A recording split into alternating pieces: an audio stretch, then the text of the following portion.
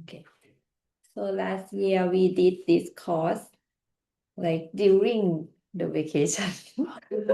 Because then, yeah, because maybe I had delivery before. That's why we had to postpone everything like earlier. So last batch they didn't really have vacation. For them. Anyway, so I think this course will be kind of lighter than the previous one. I mean, the previous subjects. Because this course, this race 608 is actually is an elective subject, but we kind of select that for you. Social science in clinical practice and research. So it's actually only two, it's a smaller subject.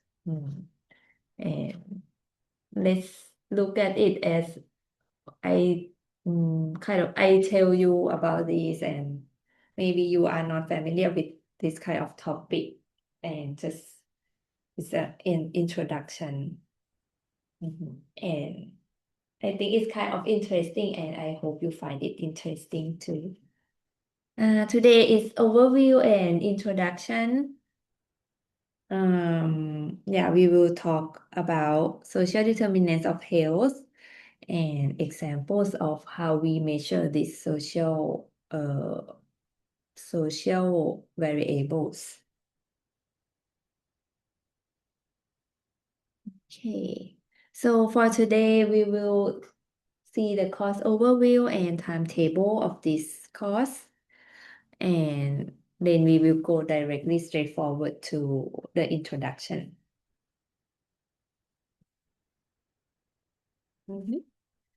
Um, let's talk about it a little bit here. Oh, I can show you the course overview.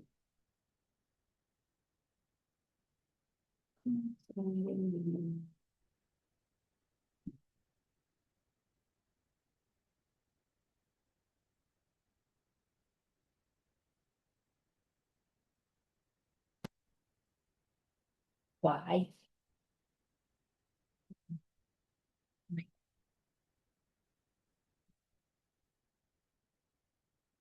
Probably fine.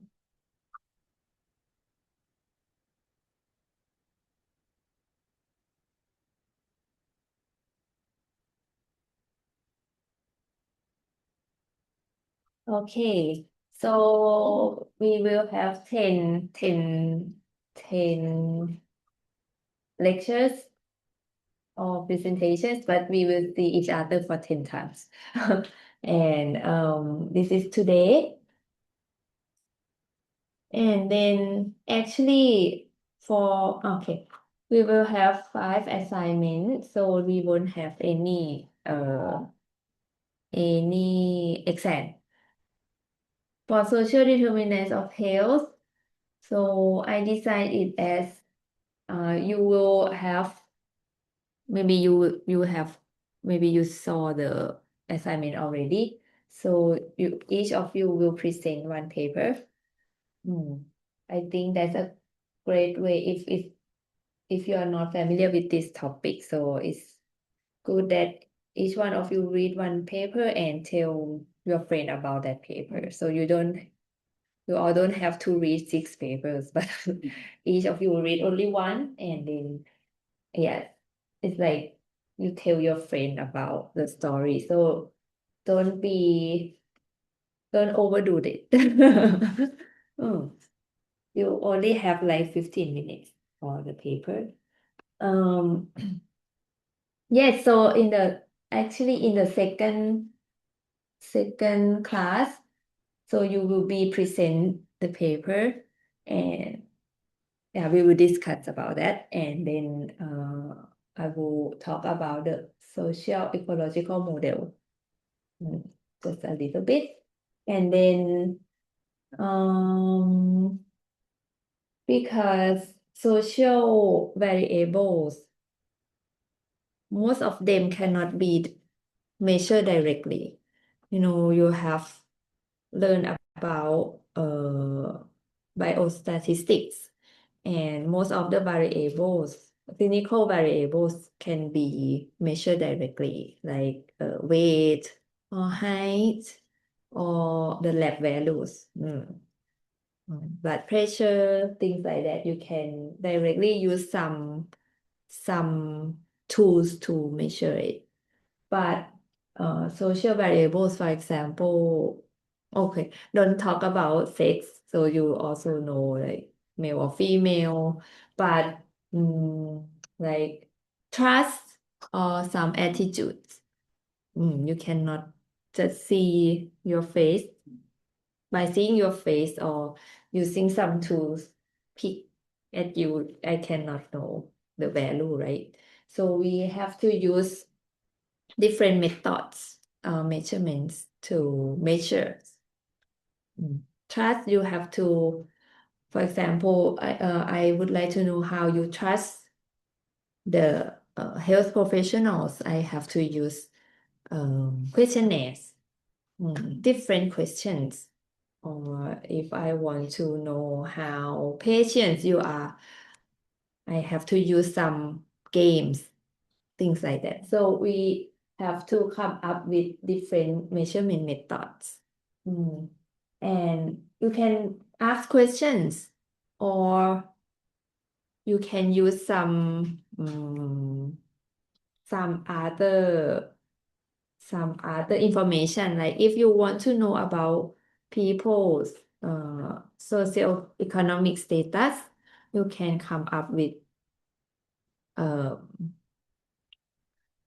some index, like you include education and income and things like that to present how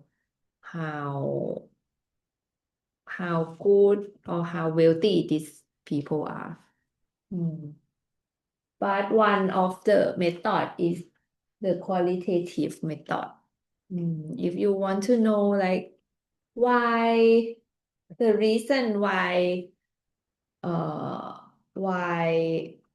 healthcare professionals do not adopt some new methods or some new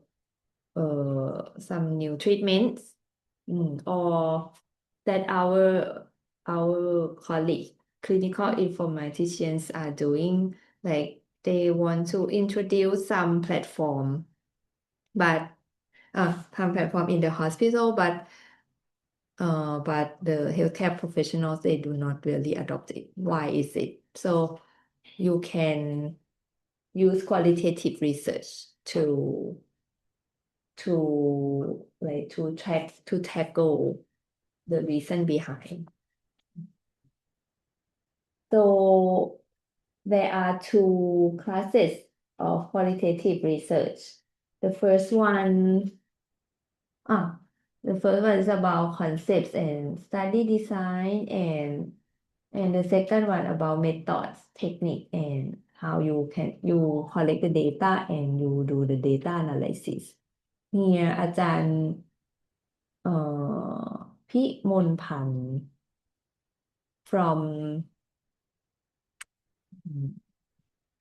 from Population Institute สถาบันวิจัยประชากร yeah Research Institute for Population Institute for Population Research, Population and Social Research, Mahidol University. Yeah, she has a lot of experience. And she is like she conduct every year the workshop on qualitative research in that institute. So she will talk about that. And then, like I said, so you can do qualitative research. For example, the most common or most popular methods are this focus group discussions or in-depth interview, that you will dig into the reason behind why people do that or do not do that. But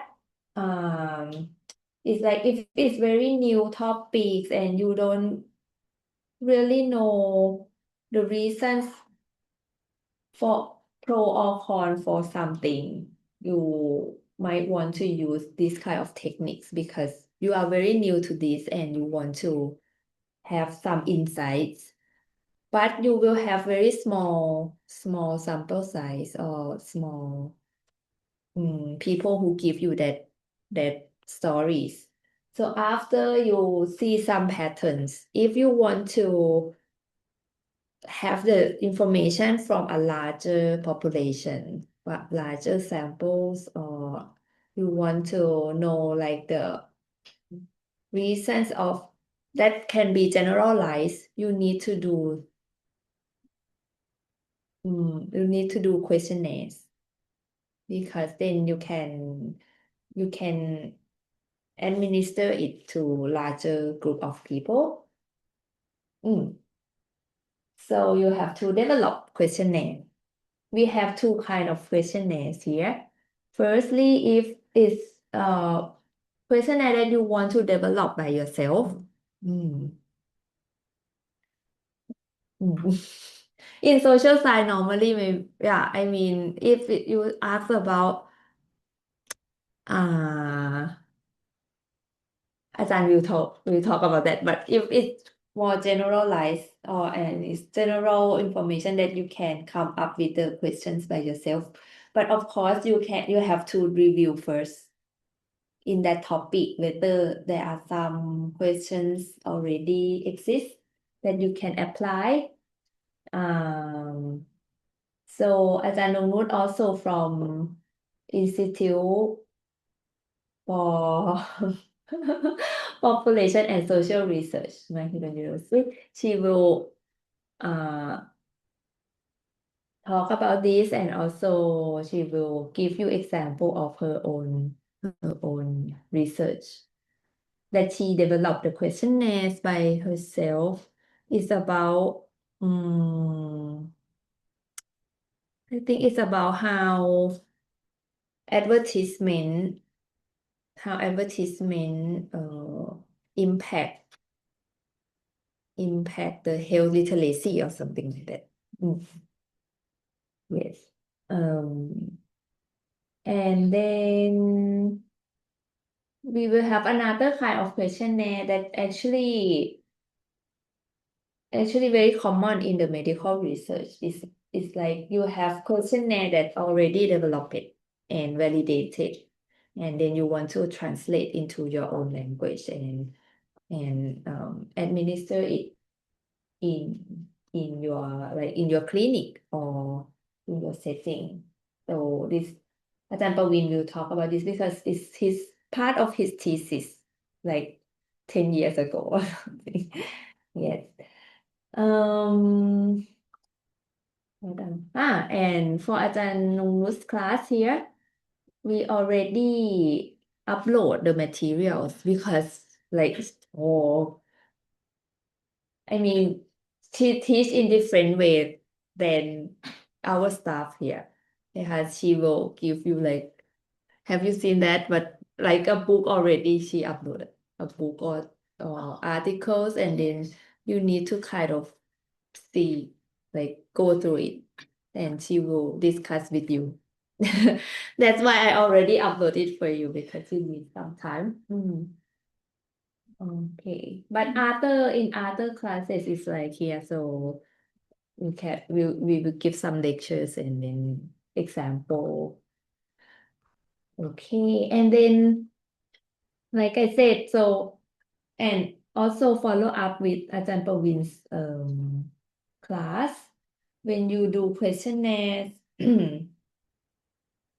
and because we will deal with the variables that cannot be directly measured, so we have to use this kind of technique.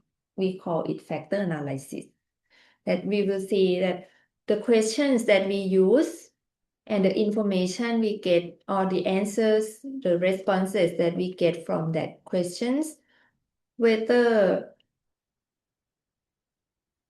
how can I say whether it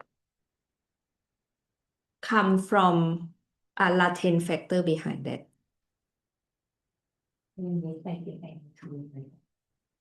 so we have one like we call it latent variables it's latent because it cannot be directly measured right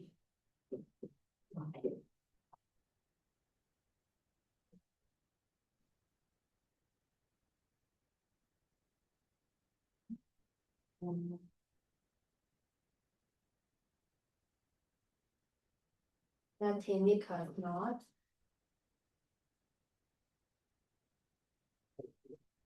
measurable for example normally they will say like intelligence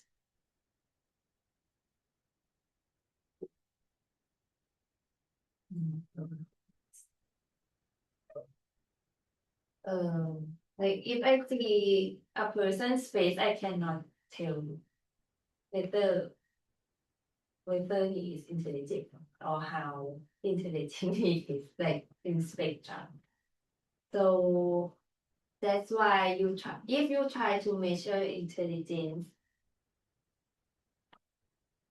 any one of you can say how we can tell if a person or how a person how intelligent is the person you would tell from which information IQ test normally people think of IQ right if and have you seen IQ test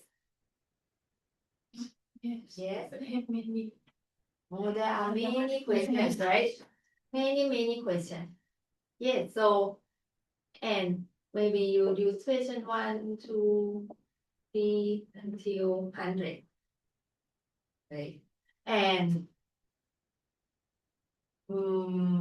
before we got the validated IQ test you can imagine people who first invent the IQ test they need to come up with many questions like this a lot more but then might be it were some of the questions were eliminated right? But if you really look at the IQ test the IQ test will have like I think fluid so they will have some domain fluid intelligence and I don't know flexible something so it constructs so we have domains and this latent variable or intelligence we call it I think this variable IQ we call construct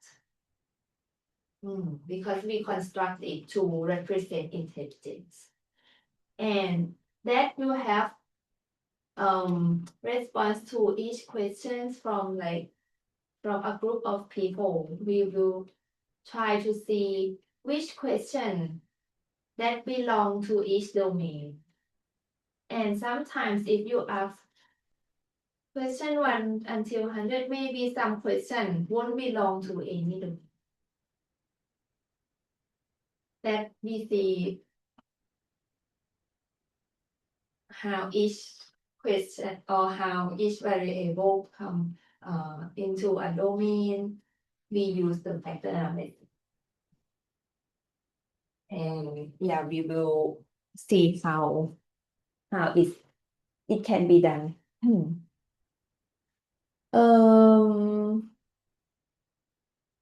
so อาจารย์ประวิน he will show you how he translate SNOT questionnaire SNOT is for sinus something and I don't remember how many questions but in the original questionnaire for example if there are 15 then he translate into Thai and he use with Thai patients and he used the factor analysis at the end um, the domains in Thai setting are not the same as the domains in the original one because he used factor analysis to show that. And then he contact the founder, the author of the original questionnaire and invite him to be a co-author, and then it's okay. So to have different domains in different language. Mm. So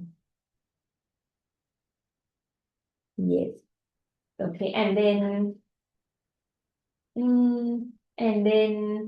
I think with this the lecture for today, you will see that if you integrate the social variables or social determinants of health into your model, then your model, even if the outcome is the health outcome, it can be very complex. Like it's not that only if your outcome is HbA1c, for example, is the blood sugar, then it's not only about blood pressure or weight or height or things like that, but maybe it's about your family members or many things if you integrate social determinants of health into your model, and your model can be very complex. So you might need to use structural equation model to analyze your data. So we give it 2 times concept in the first class and practice in the second one. And in the last lecture, we will see some examples of research that use both qualitative and quantitative methods. That's very common. Is it very common? But yes, in like social science for healthcare, they try to use this because qualitative can give you like information in depth, and quantitative will give you like for more generalized reason. Okay, and that will be it. Oh, and for assignments, we will have 5 assignments. The first one is the presentation, and then the second one is qualitative research. อาจารย์พิมลพันธ์ will tell you about her assignment. And questionnaire development from อาจารย์นงนุช Then factor analysis and structural equation modeling, each one for 20% as well. So each assignment has 20% points. Okay. That's what we will see in this course.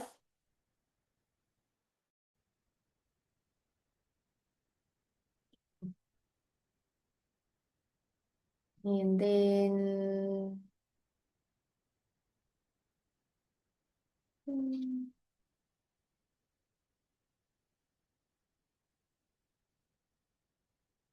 okay, when we talk about social determinants of health, we have to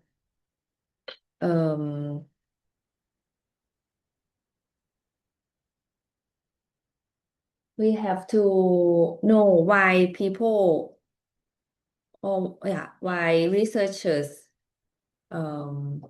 suddenly became interested in social determinants of health. Actually, it began from health inequalities. So first people see, there are health inequalities. Then health inequalities coming from social dimension. So they paid attention in these topics, and then it became gradually to social determinants of health. Mm. Here you can see, now we will, because I was very confused at the beginning at when I try to understand this topic. So maybe I narrate a lot, but just bear with me. So yes, so now I will try to show you the health inequalities. Um, this is the life expectancies at birth. Uh,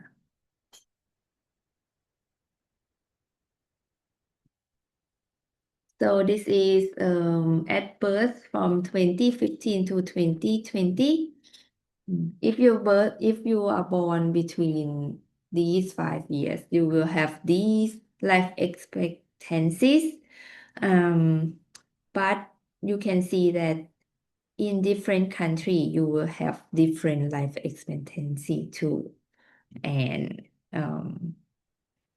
it's not surprising that in the high income country, you will have longer expected years to live, right? Mm, really sorry. And this is differences in life expectancy at age 25 by education. This is in the United States. So you it's a lot of numbers. So firstly, different lines show different education years, and they have subgroup non-Hispanic white and non-Hispanic black. Also distinguish between women and men. Oh, and also um, um, mm, mm, mm, different like in the past until recently.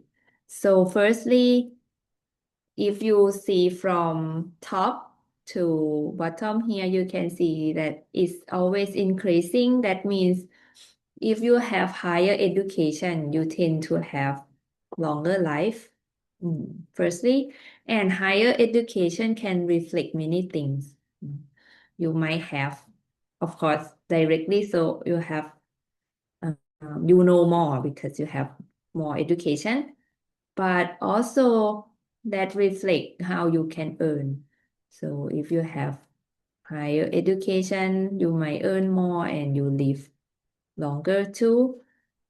And also if we see in different dimension here, if you compare white and black, you can compare, for example, men, white male and black male in 2010.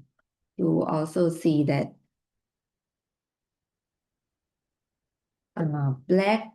white male live longer. No, but this not, but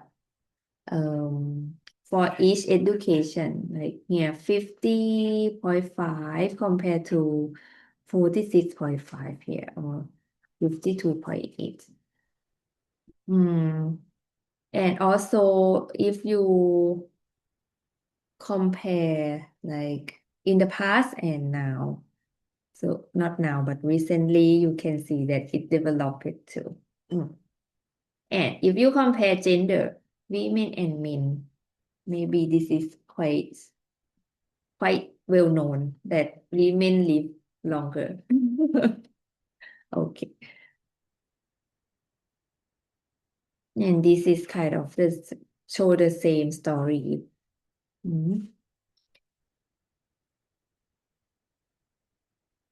So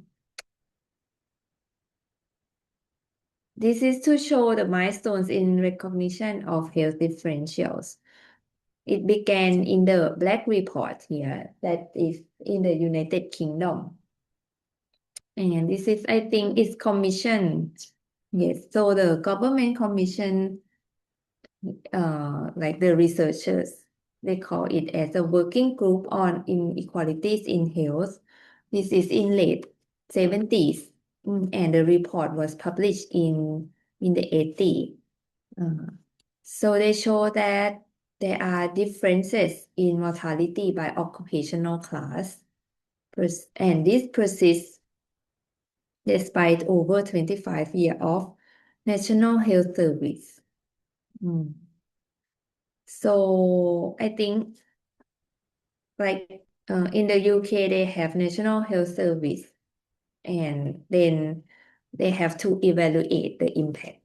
And by evaluating the impact, you can see that it's emerged that people with different social class or occupational class, they have different health outcome. No? So they have large scientific and political impact, but the policy itself does not change that much.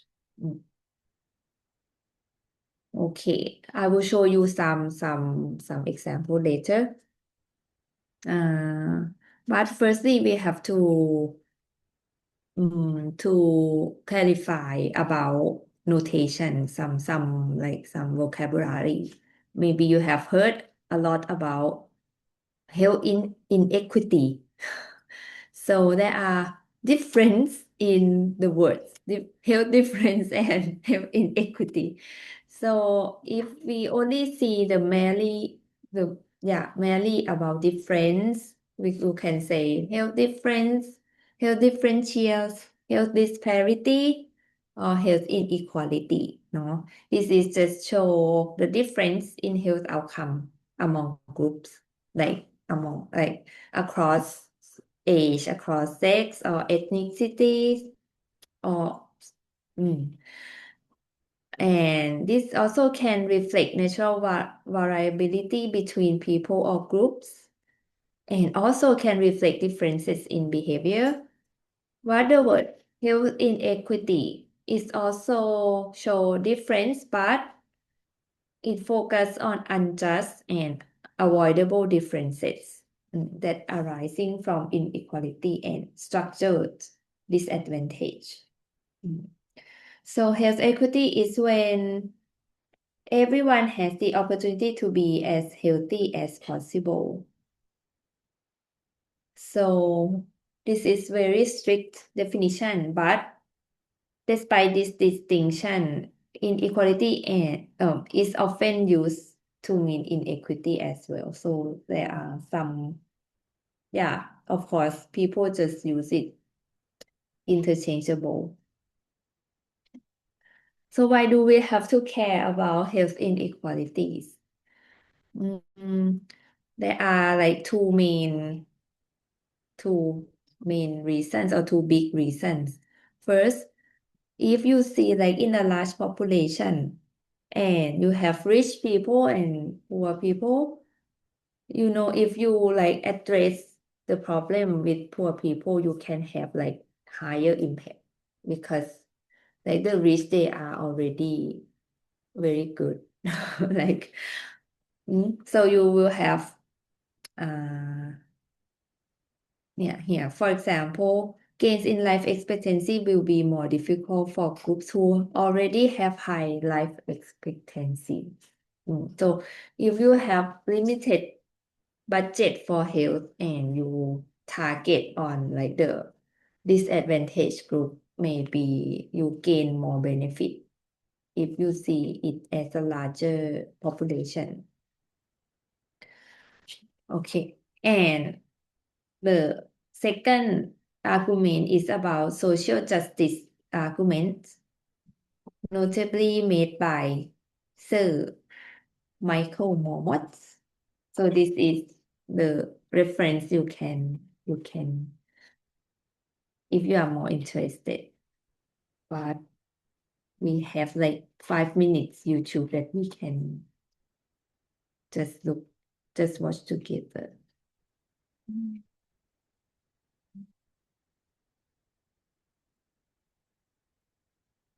Can we?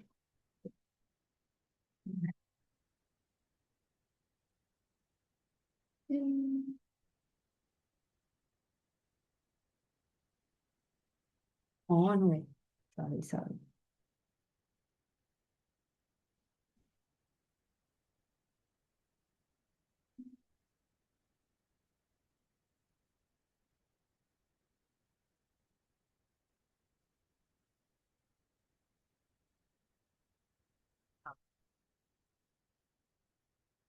ที่แชร์วิดหรือเปล่า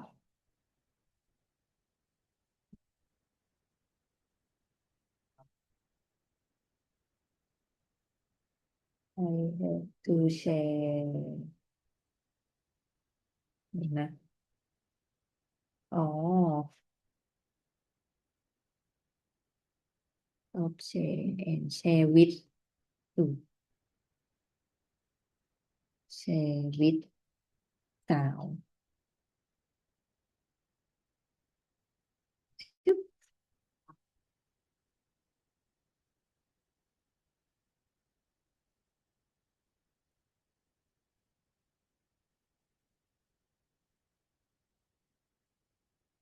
With me right now is Sir Michael Marmot with the University College London. Thank you so much for being here.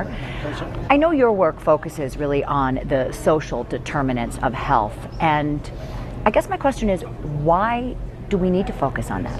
We know that when people get sick, they need access to a high-quality healthcare system.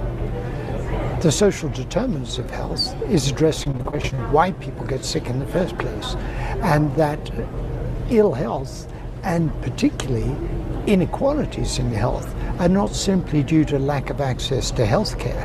They're due to the conditions in which people are born, grow, live and work and age, and inequity in power, money and resources that give rise to inequities in the conditions of daily life. And that's what I mean by the social determinants of health. And we should address them because they are the fundamental drivers of inequalities in health. And setting it right is a matter of social justice. People make the argument, no government will take you seriously unless you can make the economic case. It'll save money. Maybe, but that's not my case. My case is one of social justice. Considering that health inequity is such a great problem, how do we address that specifically?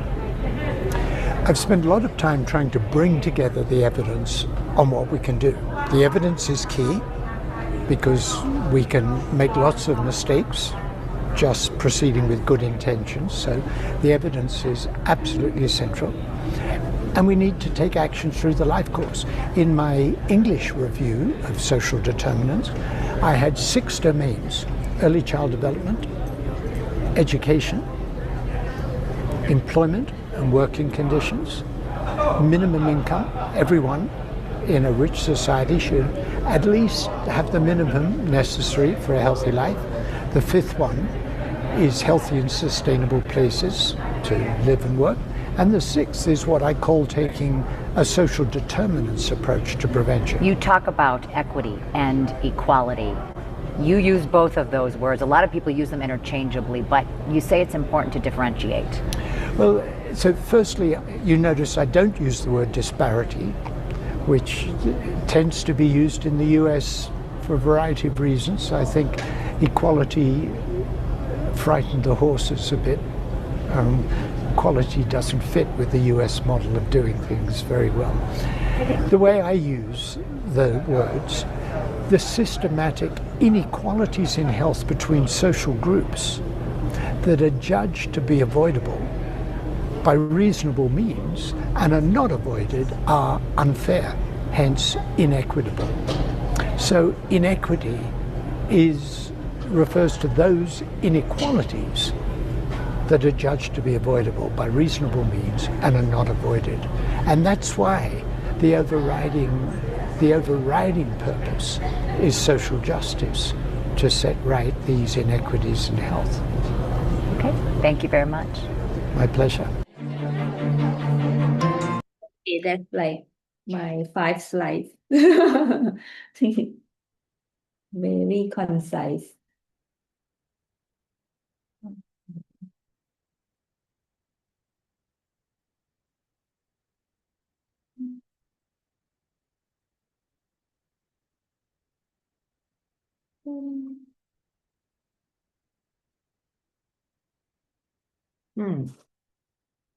So again, Sir Marmot, he talks about social justice, right? But the first one is more about, I think this is the economic case. So you want to maximize benefit from like the limited budget. Okay, so yes, this is actually like what we just saw. To address health inequality, we have to know like the underlying cause. That's why the discovery of health inequalities overlap with increased recognition of the role of social determinants of health. So we can like name it like social, economic, and political factors that shape the health outcome of individuals and populations. So, and also I think parallelly of discovery of the health inequality, so you see the underlying cause, then parallelly there is a change of model of health causation through most of the 20th century.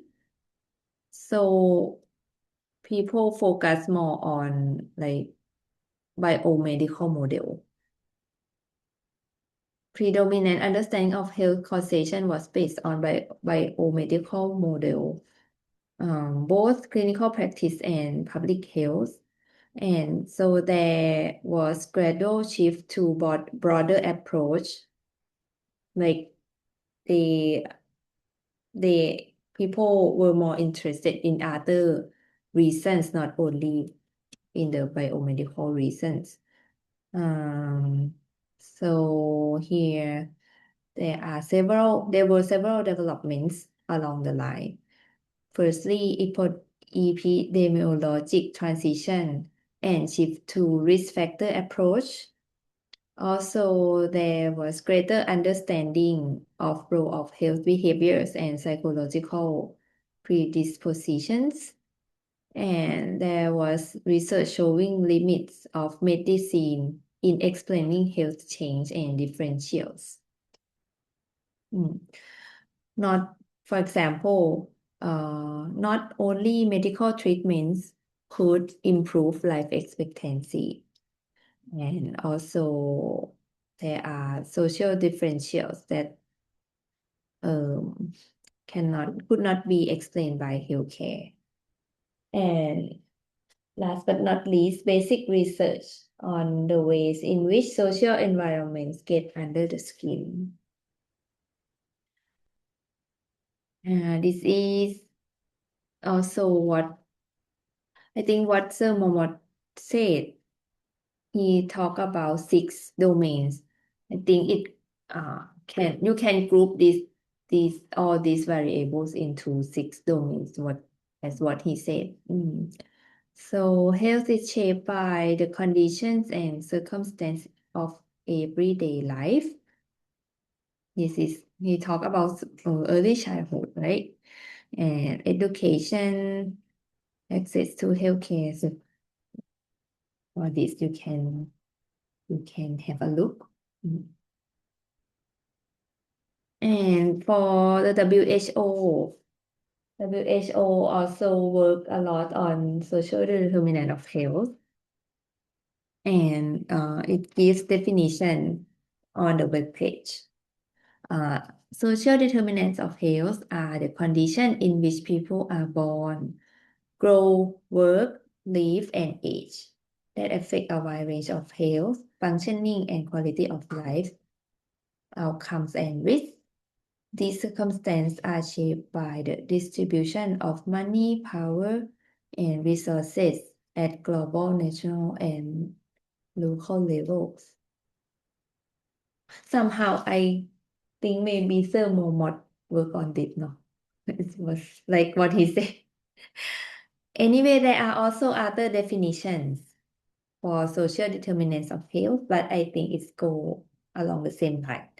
So, for example, from U.S. Centers for Disease Control or U.S. Healthy People 2020, or from the journal New England Journal of Medicine.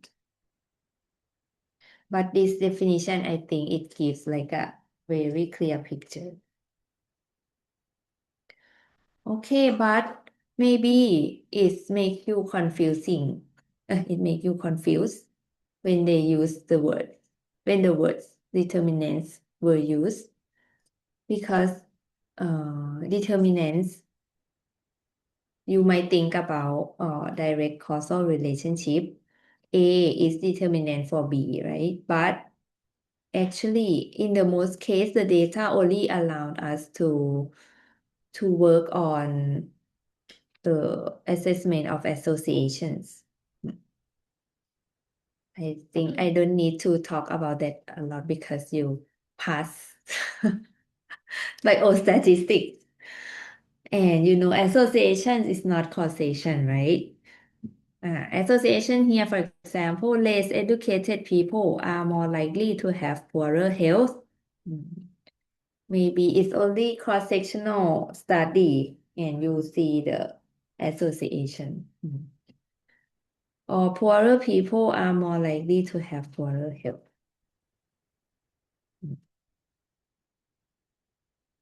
Okay, but then here again we try to make link from health inequalities to health determinants. So conditions and circumstance of life do not vary at random.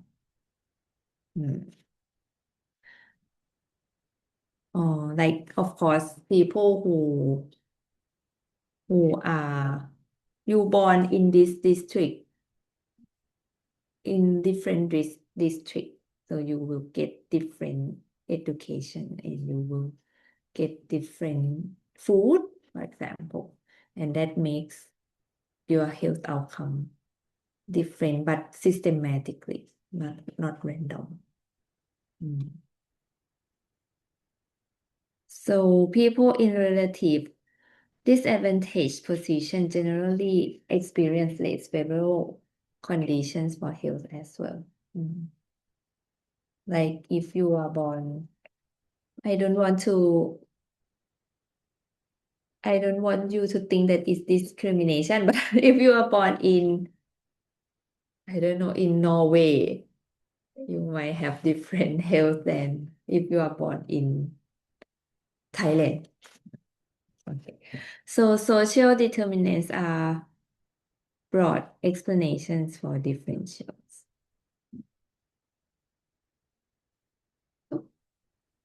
Okay, and this is a conceptual framework on social determinants of health by the Commission on Social Determinants of Health of the WHO.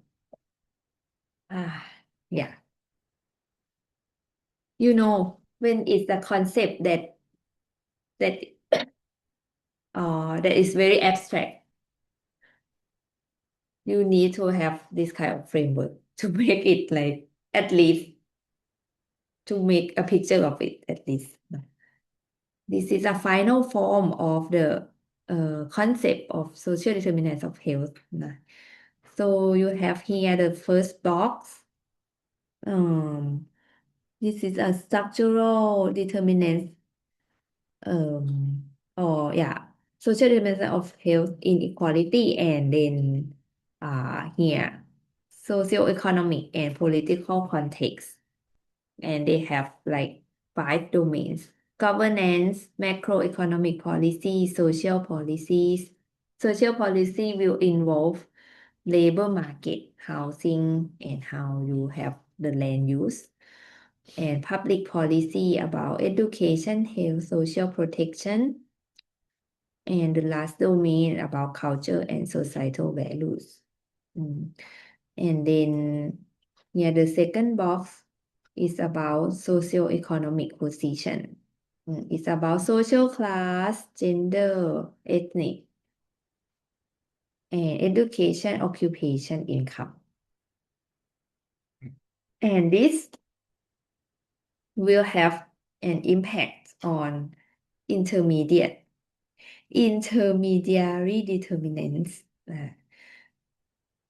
So these will impact how people behave, and also biological factors. and psychological factors and material circumstance including living and working condition, food availability, etc.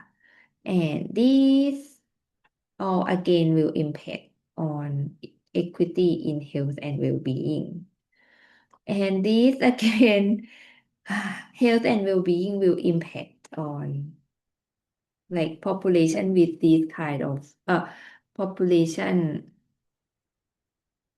status on health and well-being will impact socio-economic and political context of the country again, and socio-economic position as well.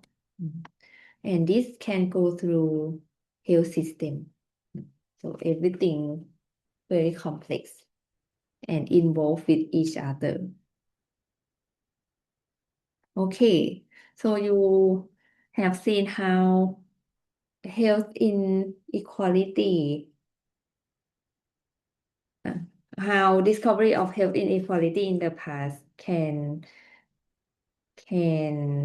shift to how people now are interested in social determinants of health. Now we will go into the topic, so socio-economic determinants of health. So it's a fundamental causes of disease because it involves the access to resources. Money, knowledge, power, prestige can determine how you access to the resource, and socioeconomic conditions are a measure of these resources. Because if you talk about power or prestige, how you measure it, that's very abstract and hard to measure. You cannot just go ask people, are you the powerful person or not? So in the research, we tend to use socioeconomic conditions as a measure of these resources. And these socioeconomic conditions can impact health through many mechanisms, like in the framework. So that means you cannot intervene, or you cannot like, if you see people with high socioeconomic status have better health, you cannot only address only education, or you address only income, because it cannot eliminate the disparity. It's a bundle. So again, you have two things that people may be confused with one another. So socioeconomic status and socioeconomic position. But this is just to show you, but at the end, if you want to include this kind of variable in your research, I mean, you need to see which information are available. Anyway, just to distinguish here, so socioeconomic status is about individual's position in the social hierarchy based on prestige and access to resource. Normally, socioeconomic status, when we use the data, we use income, education, and wealth.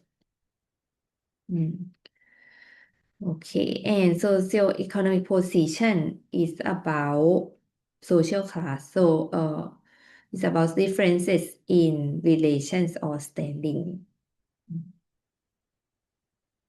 Status is about possession of resources. Okay, then this is to show the early work on socioeconomic status on health effects and oh sorry early work on socio-economic status on health outcome but uh, first very early you can see they people just work on the social effect of socioeconomic status on health outcome, but it's just like binary. But gradually they see that it has gradient effects. No? In the Whitehall study, it was the first to demonstrate a health gradient. Okay. Gradient like this. So there are like more group than two group, and you can see like the kind of dose response effect, but of course is not continuous. Okay, this is the Whitehall study, but Whitehall 2.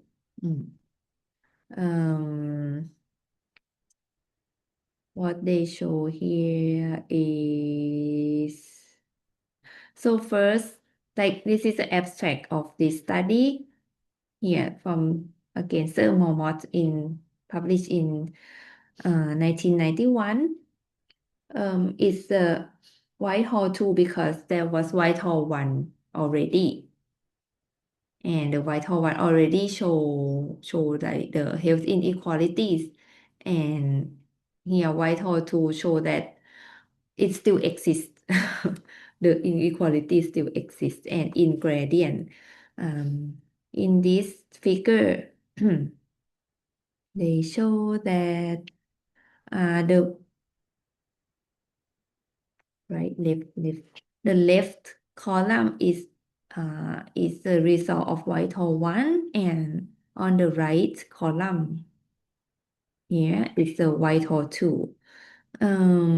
And they show A is ECG, ischemia, right? B is another disease. C is bronchitis, the cigarette smokers. And different bars is different occupational class. So the black one is administrators, the line one is professionals executive, and the white one is just the support. And you can see that different occupational class has different disease, like different percent of having disease too. Okay. With the clerk or the support has like the highest percent of every disease. Even cigarette smokers. And this persists like I don't know how many years ago.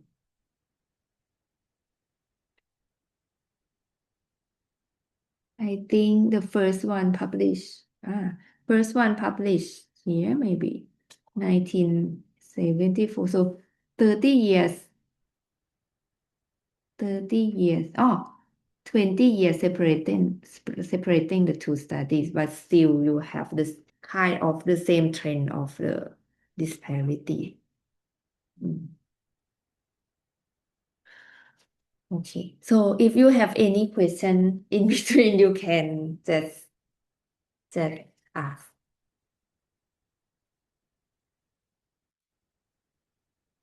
Or any point you want to discuss, you can just do it as well. Okay, so and this is another one, like in 2010, published in 2010. This is socioeconomic disparity in health in the US. what the pattern tell us. Okay. So you can read the abstract. And this is kind of show like the same message as the Whitehall study with different health outcome. So A is infant mortality, B health status, C activity limitation, and D sedentary behavior. Yeah. In the US between 1999 to 2005.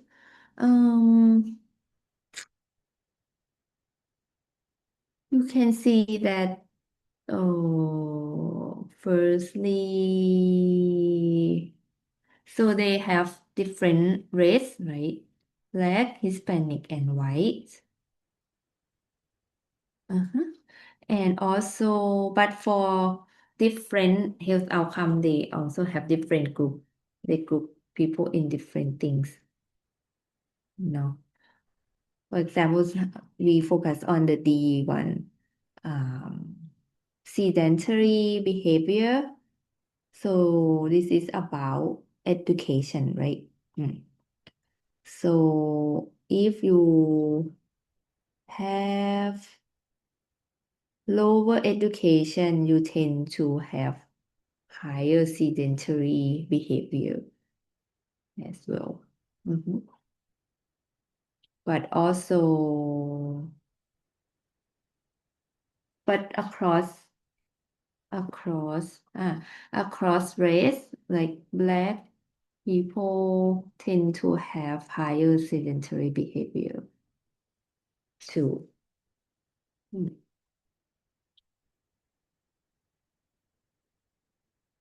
What else? Yeah, this is for another health outcomes. Okay, and for more recently, in the case of COVID-19, this is COVID-19 mortality, but it's cross-sectional study,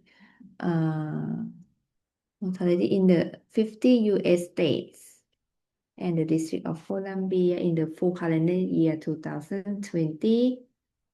It includes all persons in the United States aged 25 years or older and analyze them in subgroups, jointly stratified by age, sex, race, and ethnicity and education attainment. Population based. Okay. So for each ethnicity, so each ethnicity for each pair of the bars is about different education. The dark blue is men and light blue is women. Okay. So from the trend you can see different. This is mortality.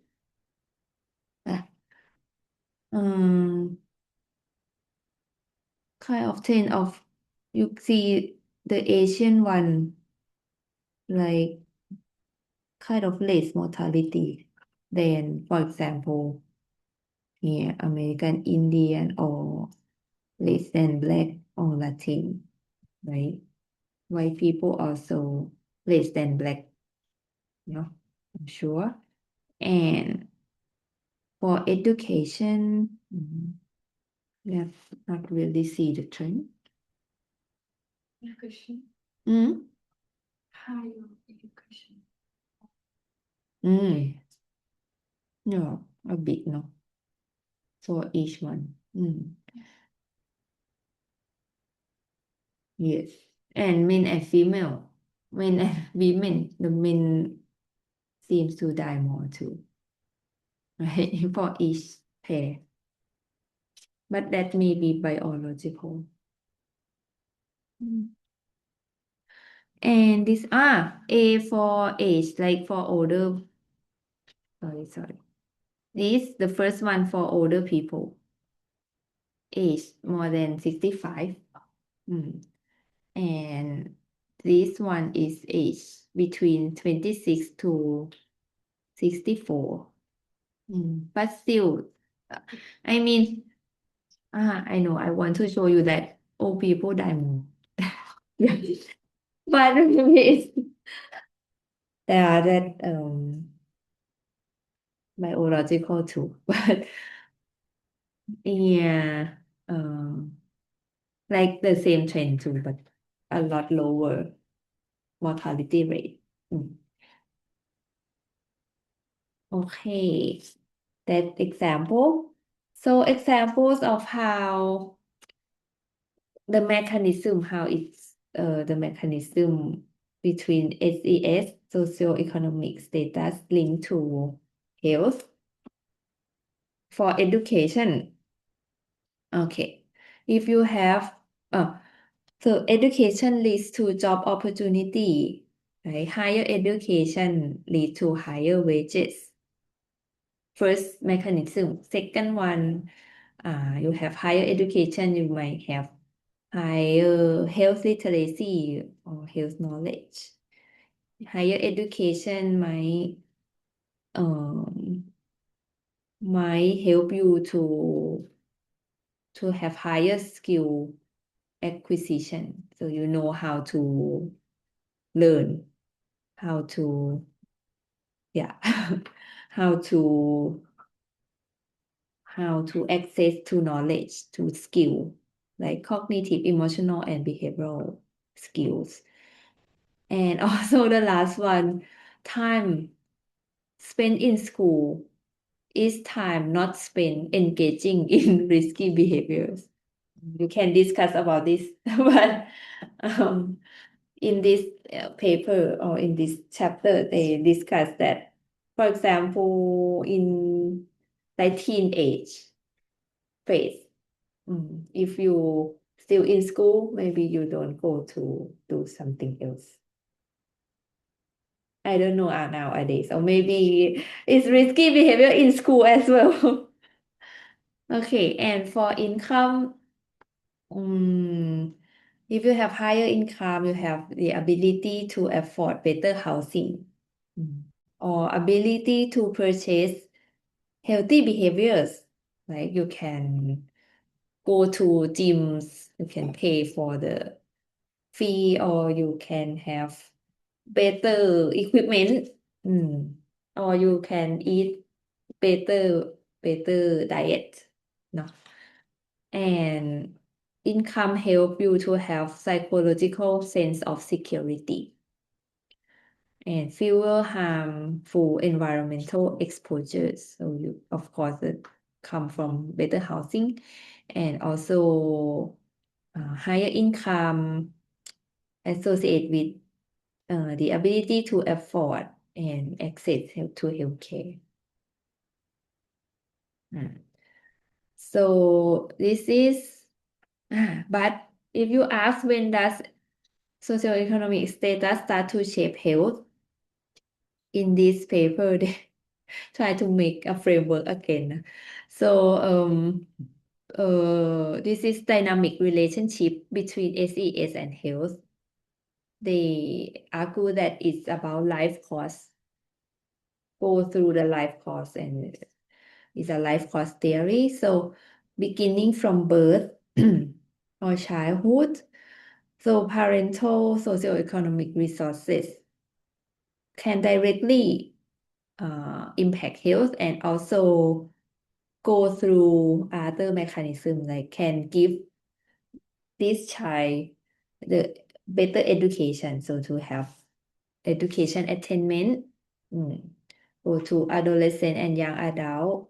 So it can again directly impact health, and also like throughout the life can help this person have good occupation and income, and also go through retirement stage. So this, if you have occupation and good income, you can have retirement income.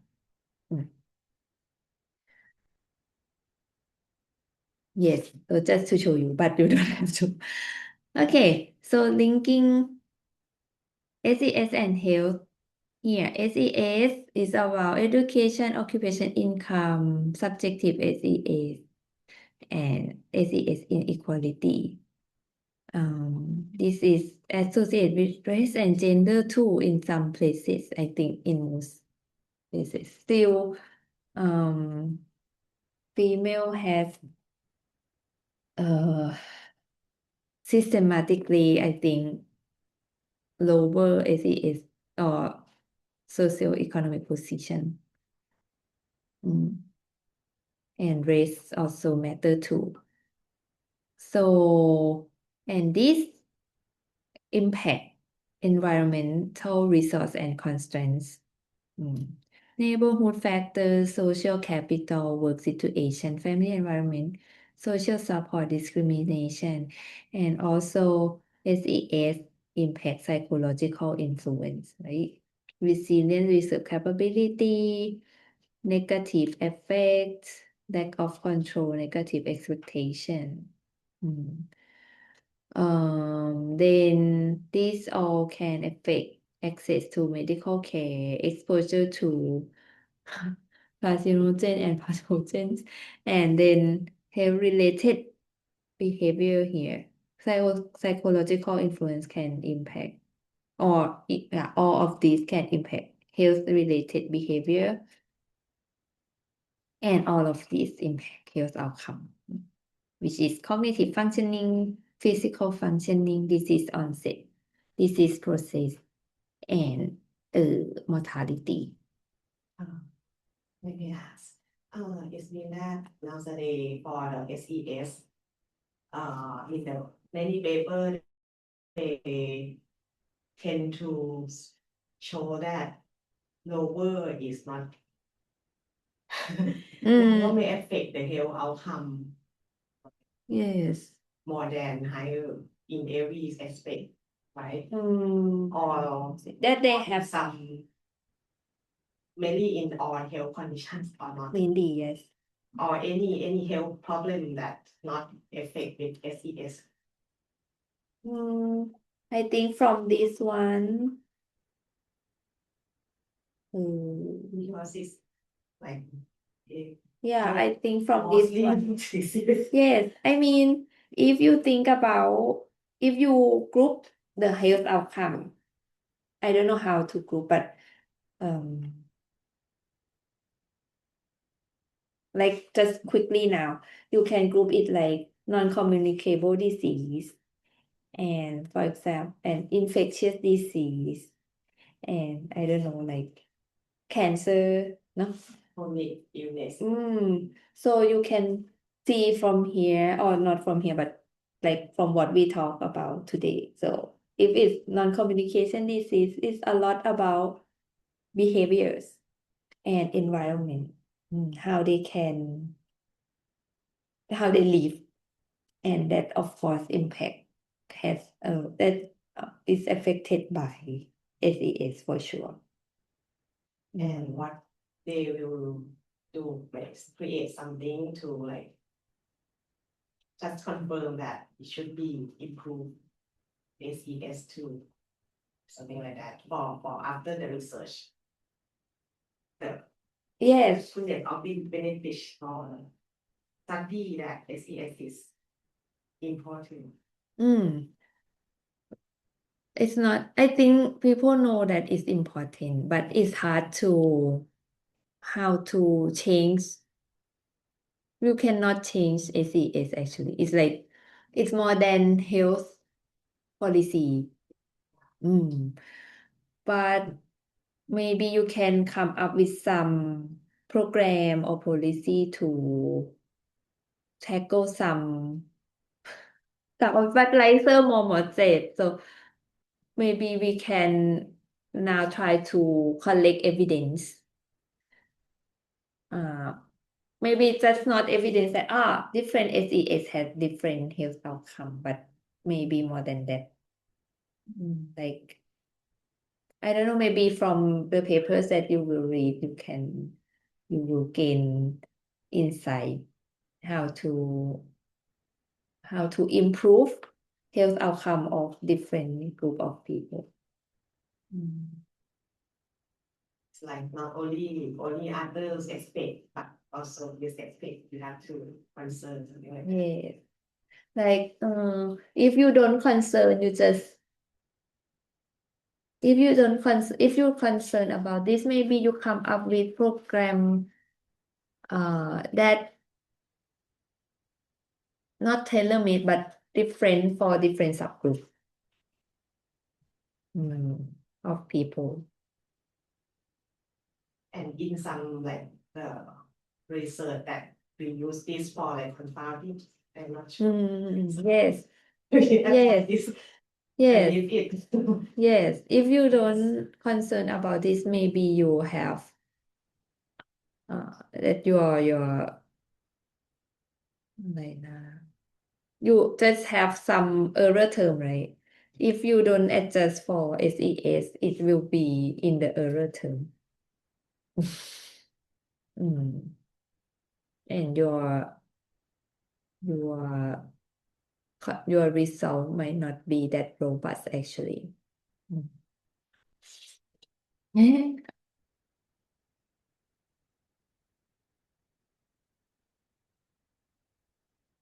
Yeah, so it's actually answer some of your question.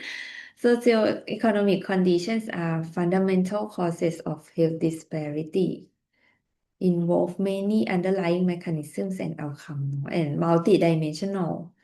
So addressing a single dimension can help mitigate health disparity, but cannot eliminate them. And health disparities result from complex processes that unfold over time and across generation. So early intervention is critical, but many opportunities for interventions across the lifespan can improve this. So far, if we look at this, again, thank you for the question, so I can try to explain more. For example, just take example of diabetes ละกันมันเนาะ diabetes. So you see, you know that อะไรนะ that if the parents are diabetes, the children tend to have that too. Like, it might be from genetics, or maybe actually we call it social behavior or social. Yeah, that is social.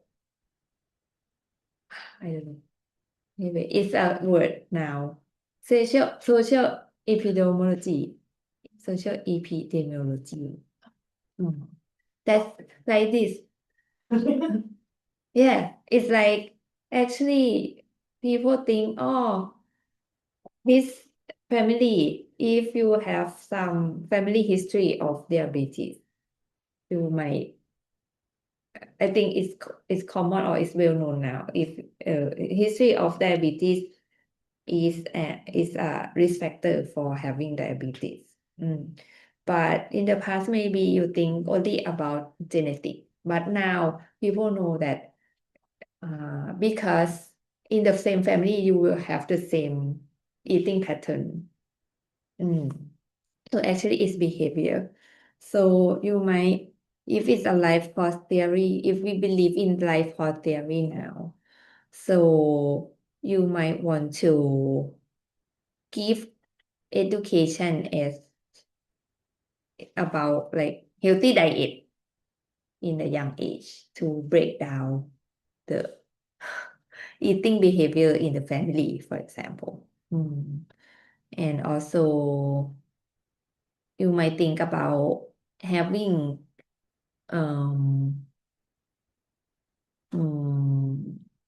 like healthy canteen or things like that. So you can think about many interventions during or throughout the life for people. Yes. But it's not easy issue ค่ะ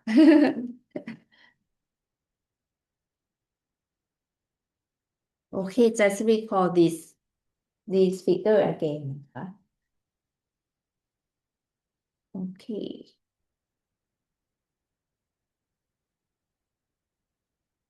Oh, เดี๋ยวนะ This we talk about social position already in the last like section. So an example of research about gender.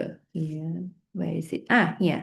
Social class, gender, and ethnicity. Yeah. Okay. Maybe.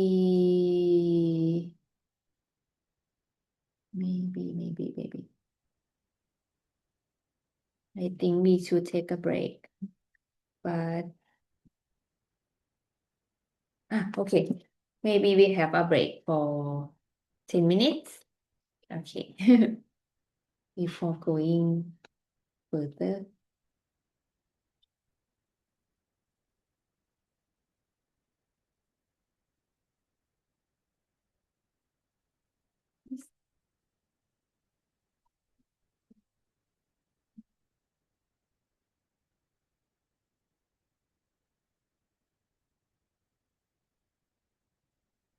Okay.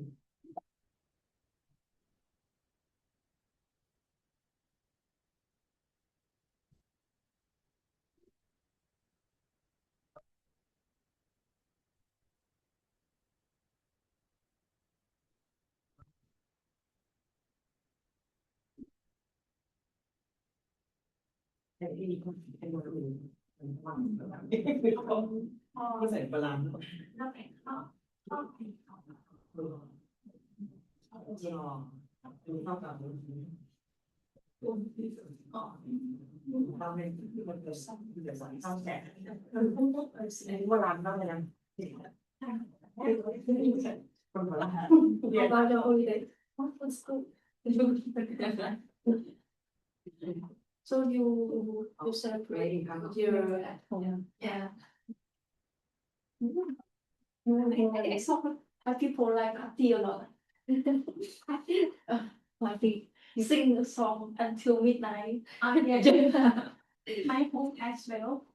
Sing a song and dance and drink and drunk. So it's so funny. Many nights, not just one night.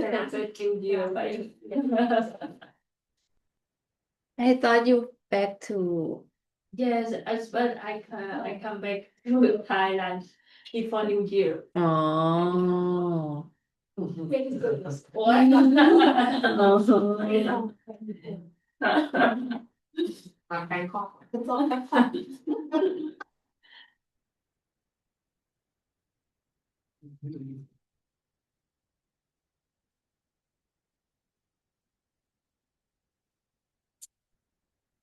เป็นพออีกที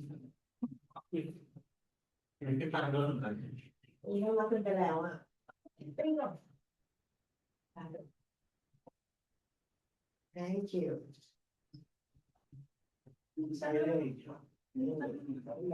แนวคู่เลย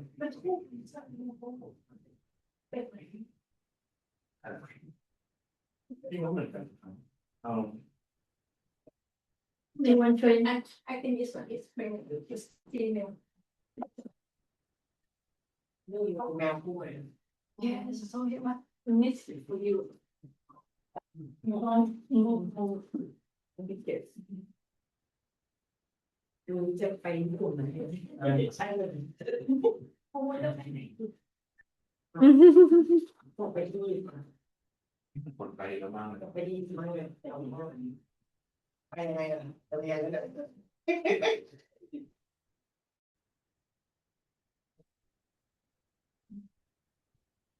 ม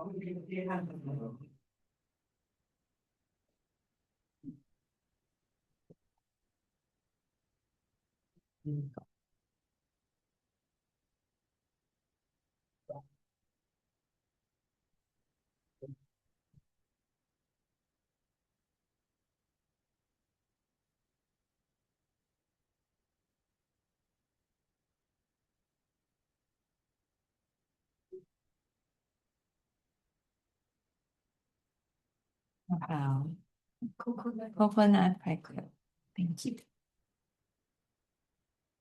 Four pieces for me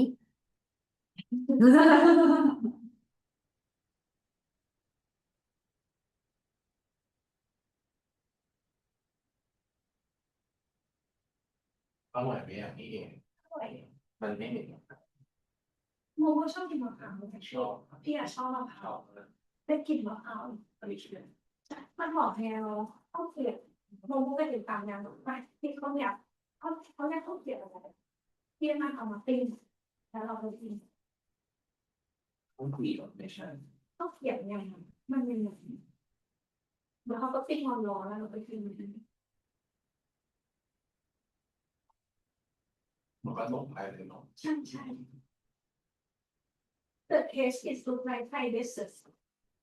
Really Yeah. It's from Đà Nẵng or Quảng Nam Đà Nẵng จากนั้น yeah ตัว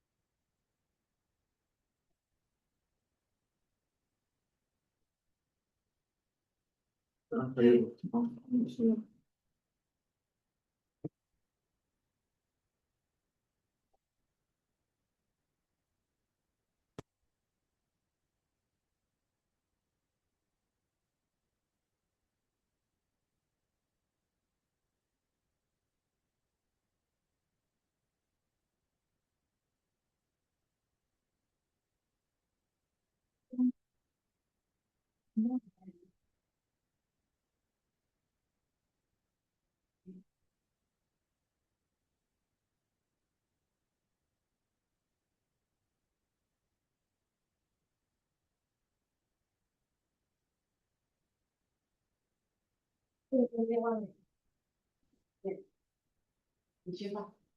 หรอ ชื่อชื่อนี้ใส่เนี่ย ไม่รู้จักแต่ในที่เรารู้จักแต่ที่ หนูชื่อยาวมากเดี๋ยวหนูตั้งชื่อเอง แต่ห่างเนี่ยหมออันนั้นห่างเป็นคนเดียวรู้จัก ไปไหน หมอก็จะ This movie this one made in China เอา everything everything made in China ดูอย่าง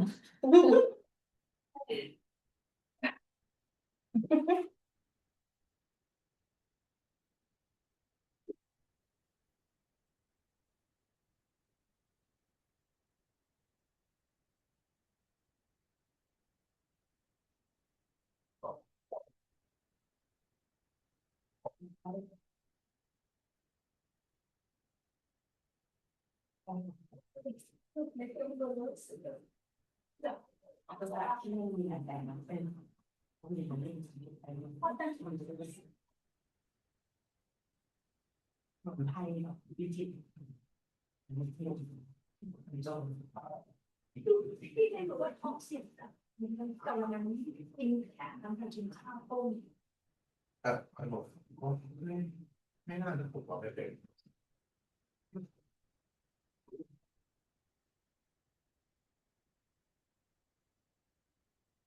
ว่าแบบ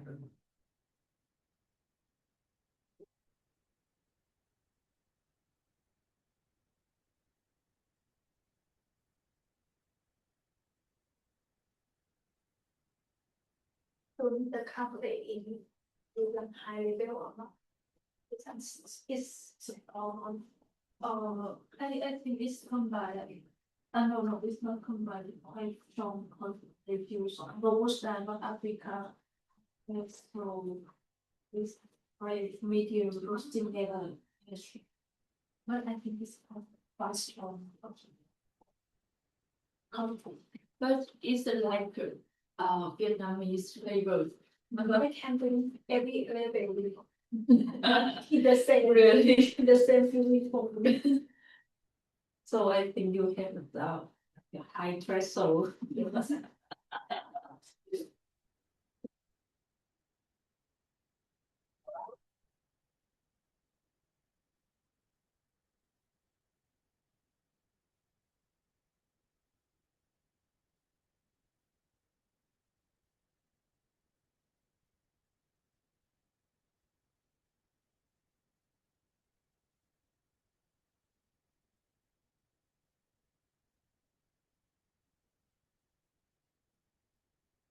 This year we don't have any vacation, right? This year we don't have any vacation. ไม่มีเวลาใช่ไหม Just, I think. สงกรานต์ไง สงกรานต์ สงกรานต์ April like How many days? 13. 13 April. No, just 3 days. Oh, I thought this vacation. 13, 13 14 15 16. 16 also. 3 days. Only 3 days. Okay. But I'm not sure the day.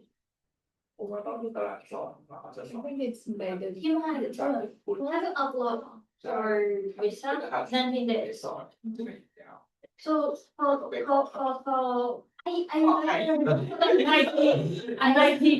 Yes, but first time we need to go to the university. Yes, but I mean that 90 days will count again ก็ขอเลย from you go come back to Thailand will count again from 1 day. So the 90 days is not from the date you have from the date you went to immigration. So you count from the day you come back to Thailand. Oh. Yes, but the first time you need go to the office. แน่นอน But yes, we have done all these very fast. So the second time. We can submit online. Yes. Oh, we have the link. Oh yeah. Yes, we have link, but the first time we go because I said we have done already. Oh, that's why it's done. Really? Yeah. Yeah. Yeah, because you know during extension we got 90 days. Really?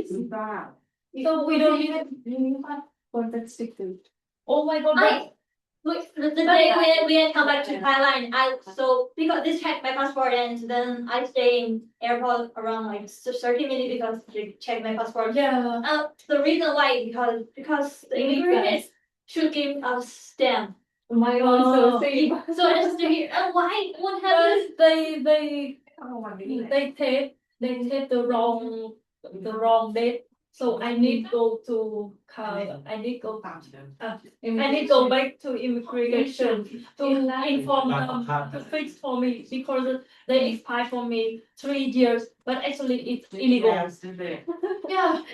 So the It's mine. Same thing happened. They have so yeah. So you need to go next time, right? When I don't really want it. ไม่ได้ยกหัวใช่ไหม So when we ลองดังไว้เท่านี้ right. เพราะว่า They ไทย are ได้ต้อง they เรียน are ไงไทยถูกว่าอะไรเป็นอย่างนี้ไงใช่ไหม So this week next week. So Friday we free, right? Yeah. Impact. Impact. Okay, the ED class, fine, and also the STEM. Oh, you don't have. They don't haven't reviewed situation. So we wait.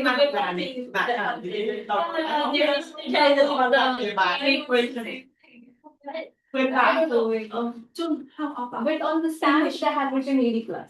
I don't have STEM. I asked Nathan already. Nathan May I attend?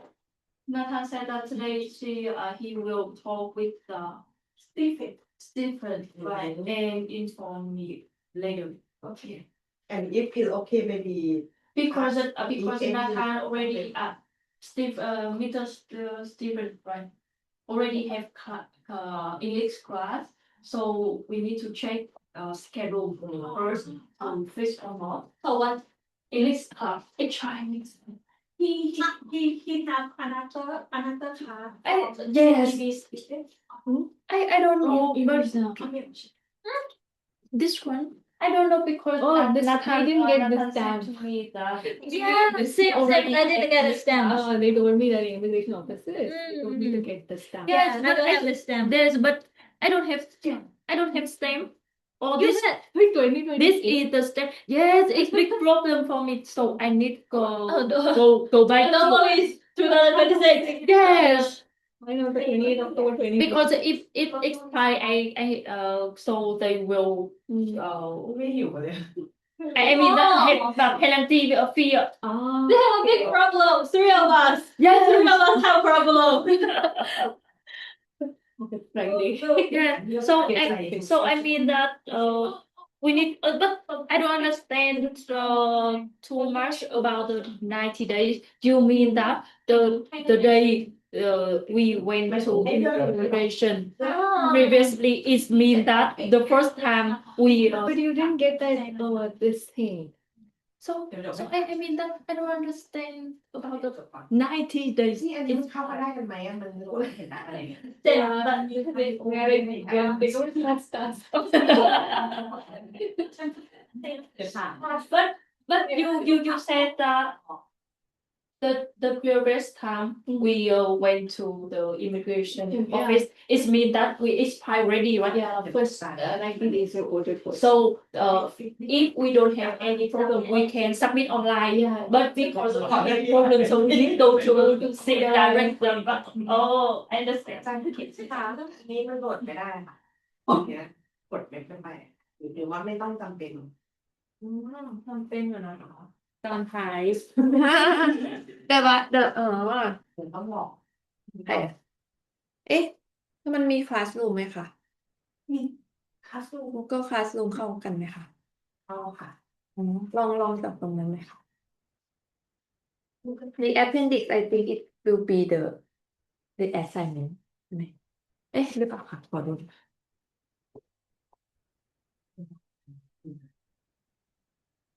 ะคะไอ้ถ้าเป็นแยกอะค่ะและอันนี้มันกดไม่ได้ อันนั้นแล้วว่าเป็นตัวอย่างไม่ใช่คือแบบอะไรน่าจะเป็นแผ่นเดียวที่บอกว่าให้ทำอะไรค่ะแต่อันนี้น่าจะเป็นเปเปอร์ที่โหลดมาให้เลย อันนี้อ๋องั้นไม่ต้องก็ได้ ถ้าเป็นโหลดเพียงก็ได้นะคะแต่อันนี้คือโหลดมาให้ อ๋อมีไหม นี่ ในคลาสรูมเป็นจริง ใช่ไม่ใช่อันนั้นคือการทำดูแอนไซน์เลยแล้วอาจจะใช่ แต่ไม่รู้ทำไมต้องมี2แพลตฟอร์มเลยกัน เข้าไป608อันนี้ไม่ได้จอยเขาส่งเมลที่ไปตรวจเน็ตจอย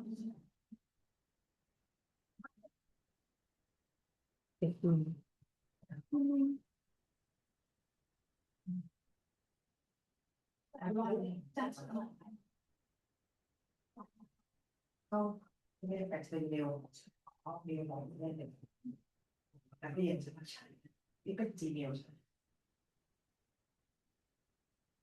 ห้องทำงานส่วน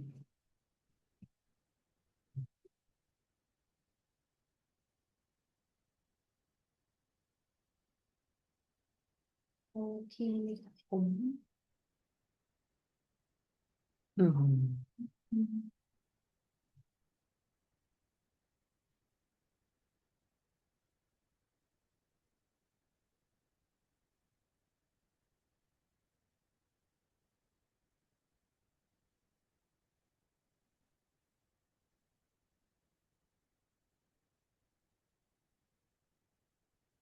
Okay, I think before we go to the next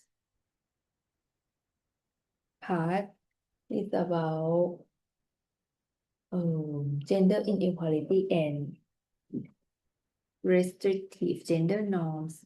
I forgot to show you this. This TED Talk, I think, is give you a very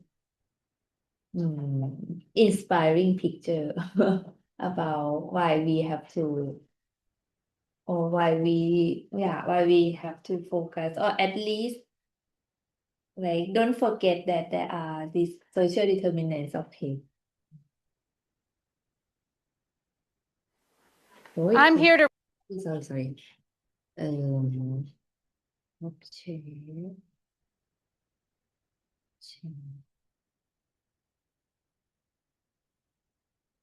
Okay.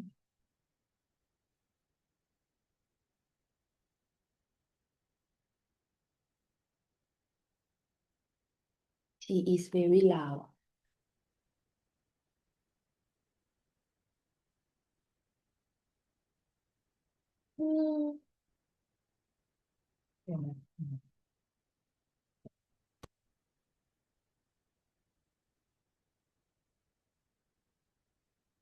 recruit you. Oh. You to join me in creating a healthier world. But I'm also here to convince you that we can't do that within the traditional healthcare paradigm. We have to think in a new way. We need to come together to address the underlying social determinants of health. So, if you will, close your eyes for a second and imagine something with me. It's midnight. A 14-year-old girl walks down the street. She's tired, she's hungry, she's shaking, she's really scared. Where will she sleep tonight? How will she survive? She's just 14 and alone. And yet she knows that this was the right choice because staying at home was scarier. Had she stayed where the abuse was, she wouldn't have made it. She wouldn't have survived. And at least here, she has a chance. So she walks on with one destination, one goal in mind: survival. So open your eyes. And yes, that 14-year-old girl was me. And I have made my way from those streets to standing in front of you today. And I learned a lot on those streets. And that's why I care about the underlying social determinants of health. I made my way from those streets to a local teen counseling center, and I made my way into the foster care system. Now, my first placement was an emergency placement. And when I was there, the people were kind, but I didn't trust them. And so I just couldn't let them help me.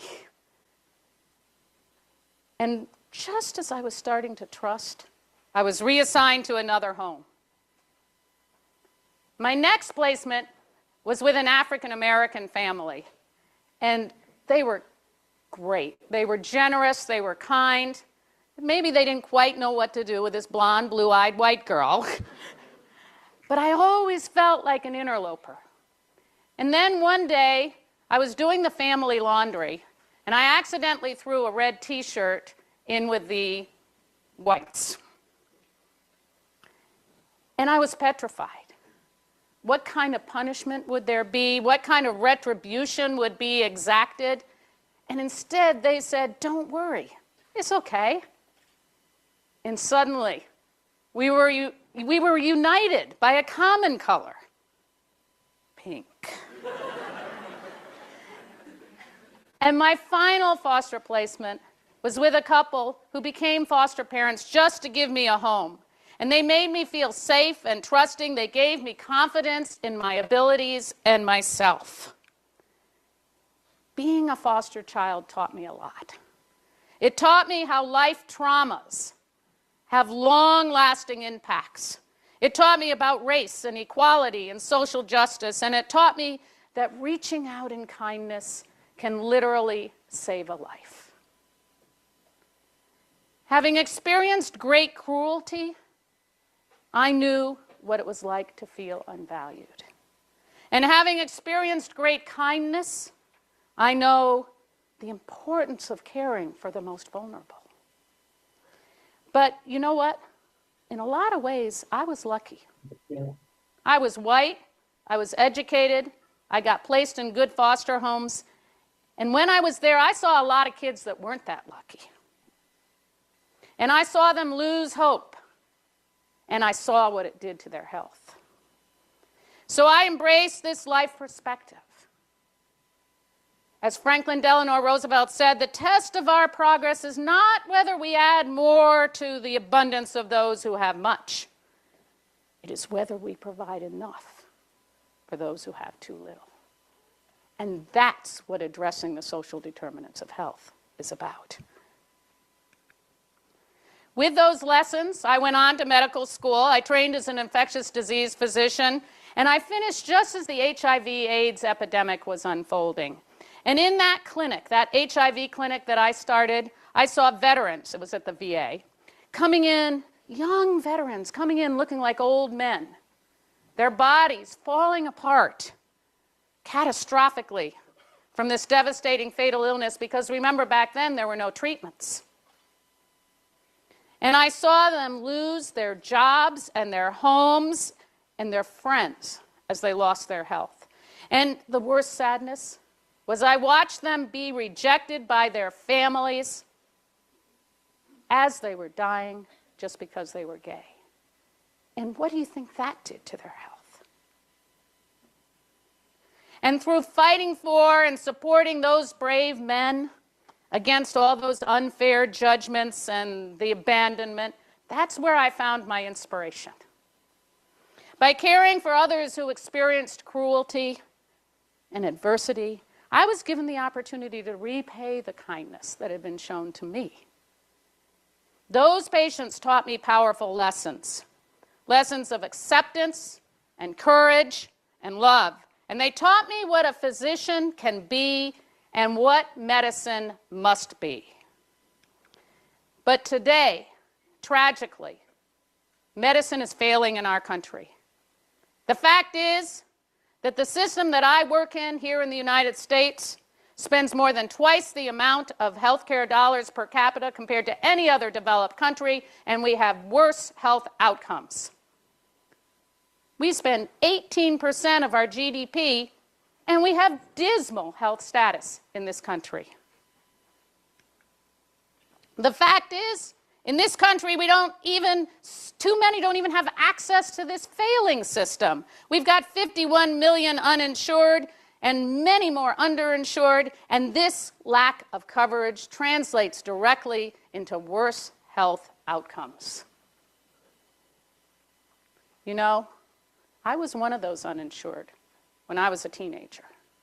And I didn't have a doctor, and the only place I could go when I got sick was the local emergency room, and that's not the right place for a teenager to get help.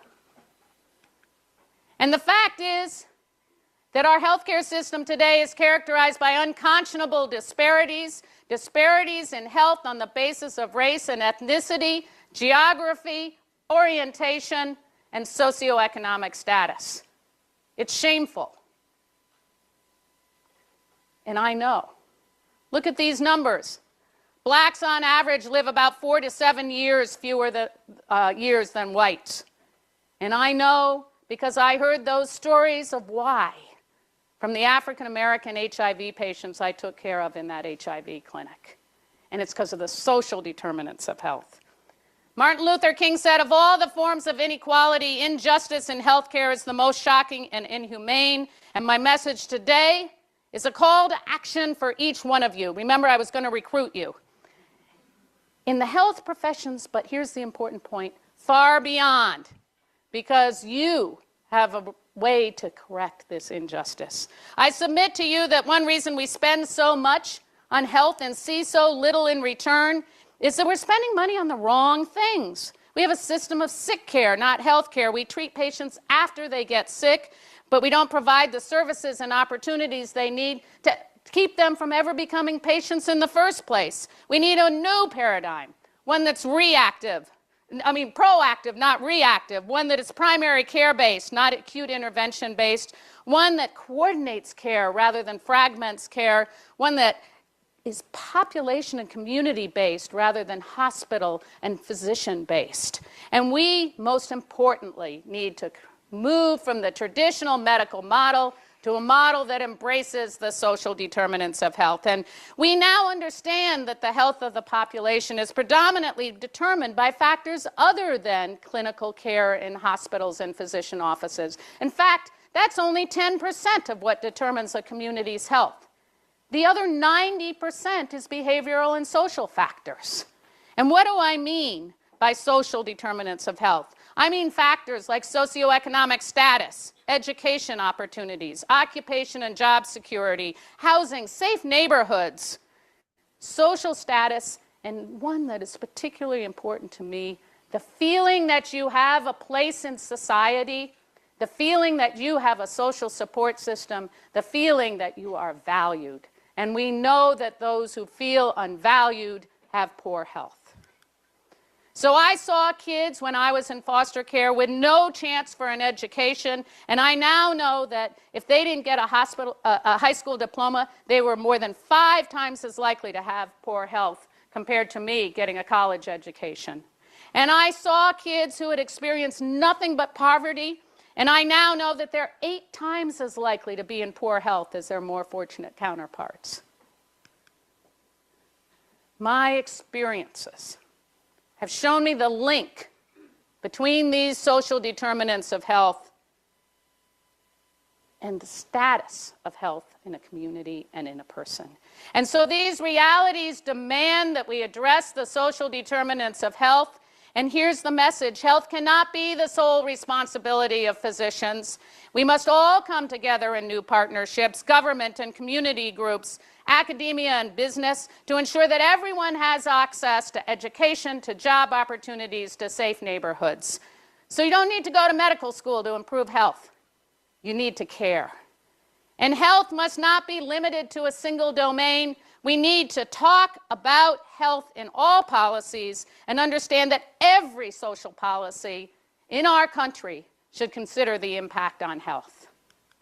Now, it's been said that we can't afford for the healthcare system to take care of all these social problems. Well, I'm here to tell you today, we have the money to do this. We're just spending it on the wrong things. So if you look at this chart, you will see the United States right here in red in the middle. We spend a lot more on traditional healthcare, but a lot less on social services. Add those poverty reduction programs together with healthcare, and we're right in the middle. We're just spending money on the wrong things. We need to reduce poverty. We need to give education opportunities. We need to create job opportunities, because if we do, people will be healthier and we won't have these huge expenses in medical care. My call to action today, I believe, is urgent. We all need to come together to address the social determinants of health, to challenge the inequalities and disparities that are so deeply ingrained in our country, create social policies that will ensure better health for all. As President Obama said, every once in a while, a moment comes where you have a chance to vindicate all those best hopes that you had about yourself and about your country. I would submit to you, it's a challenge. Look inside yourself. Examine your life experiences. Define your core values. What are you going to do? Ask yourself, what country do you want to live in? Okay. So this might answer your question. You need to do policy in all policy, health in all policy. it can it's a bit more, but that's all the content, I guess. I think it's mainly to the quantitative. Mm. Speak about what if Yes, we focus on all kind of with social. social part Mm. that we have to like handle Yes. But I think maybe if you really care or you are interested in it, you start with your patients. I mean, because the research is only like explore and show that is the problem, but and next what you do that is hmm. to improve Yes. significantly. You know,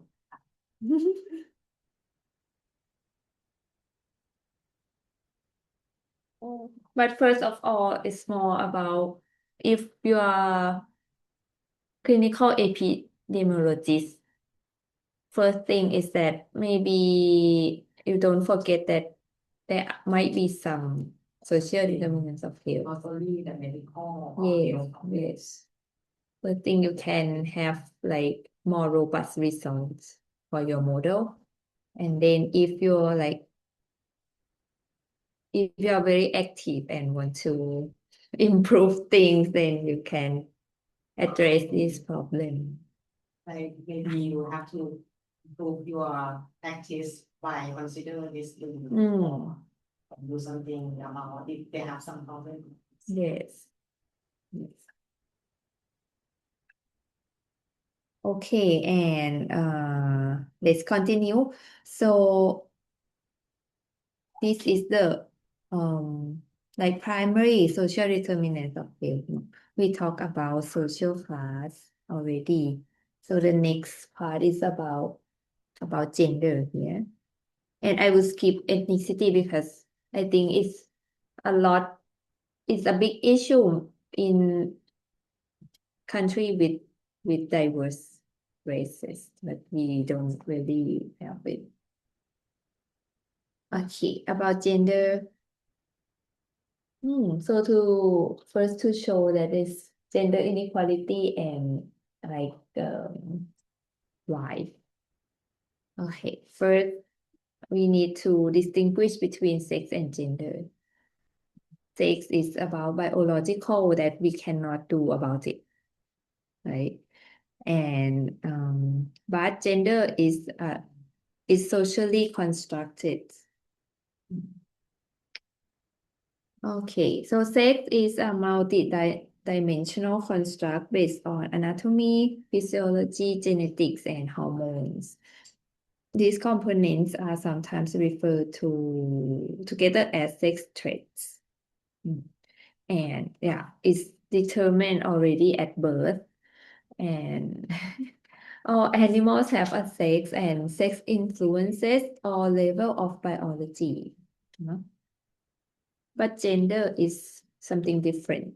Gender is a multidimensional construct that links gender identity, gender expression, and social and cultural expectations about status, characteristics, and behaviors as they are associated with certain sex traits. Okay. Each domain of gender has significant impacts on people's day-to-day lives, opportunities, family dynamics, and health, of course. So as societies, gender roles, gender norms, gender relations, and gender distribution of power are shaped collectively by the people in that society. Okay, and notion of gender vary across time and place. Okay, so gender as identity.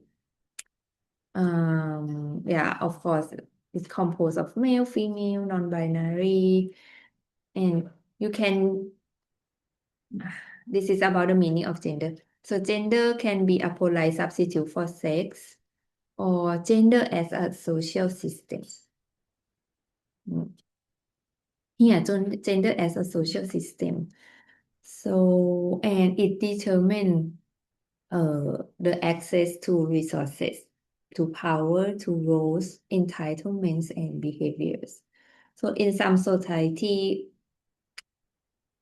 how should I say? For example, in Thailand, you can see that actually in the high position in the government or in politics, still predominantly people are male, right, in that position. But not once, but when you have to collect like household data of Thai households, if you ask about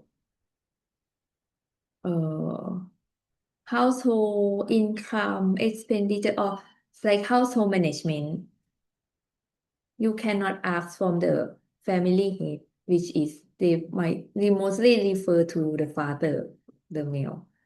But father won't know anything about what's going on in the household. If you want to have information about household, mostly you ask the mother, right? Female. So this is about gender roles. And yes.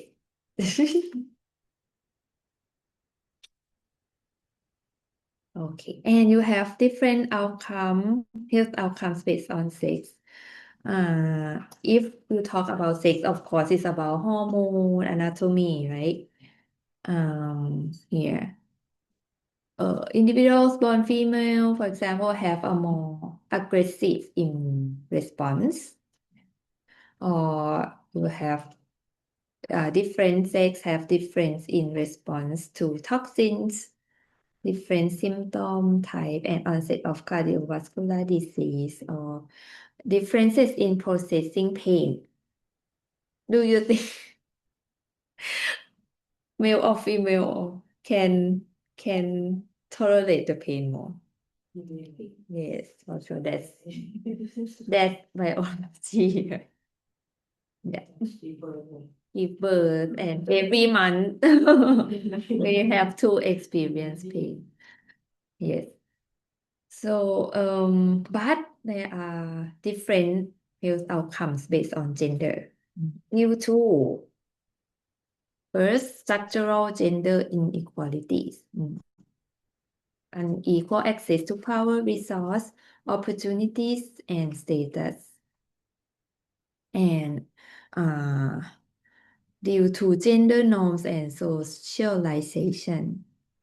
There are often unspoken social rules that govern the attributes and behaviors that are valued and considered acceptable for male and female within a given culture or social group.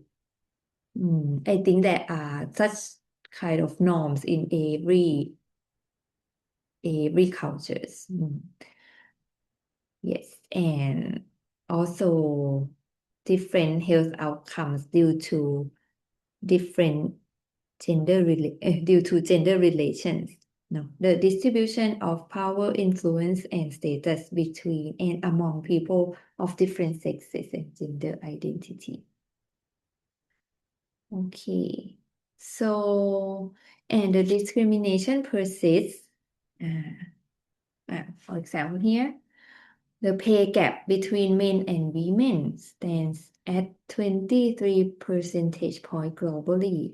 Wow, without decisive action. It will take another 68 years to achieve equal pay. And women make up only around 24% of parliamentarians worldwide. But I think in India you have many female politicians. But also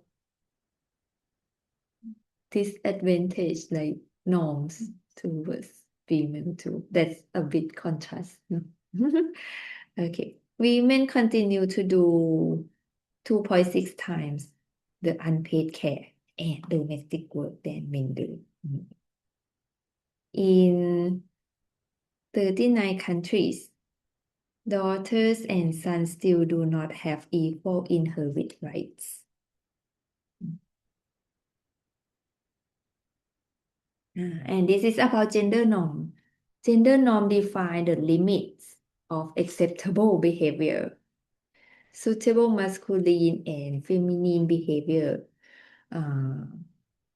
Yes, but still different. Customary roles and responsibilities. Often reinforced through positive or negative sanctions and highly operative in the realm of sexual behavior. So masculinity, for example, is often linked to sexual bravery and risk-taking. And femininity is often linked to chasteness, obedience, beauty, and body type. Yes, often enforce strict gender binary. Yeah. So I have a niece now. She's 1.5 year, and her hair is she doesn't have like full hair. No, like that's normal, but she has few hair but long. But her father insists not to cut it because he said she is a girl. But it looks like some long hair. And interesting thing is that the father said, no, don't cut it. But if he is a boy, if she were a boy, I would allow it to cut. So that's really like gender norm. Okay. Gender norms among young adolescent. This is this is a research across 15 countries. So still, the title is It Begins at 10. How gender expectations shape early adolescent around the world. So still, yeah, we still have this kind of gender norms, and this start already by age 10. But I mean, this paper investigate norms for young adolescent. Maybe if the research focus on younger children, it may discover also the expectation already, like my niece at one. Okay, for boy are encouraged to be strong and independent, and with puberty, boys are expected to prove toughness and sexual bravery. And boys who do not achieve local masculinity standards are bullied and ridiculed by their peers. Last, boys should never display traits of emotions associated with femininity.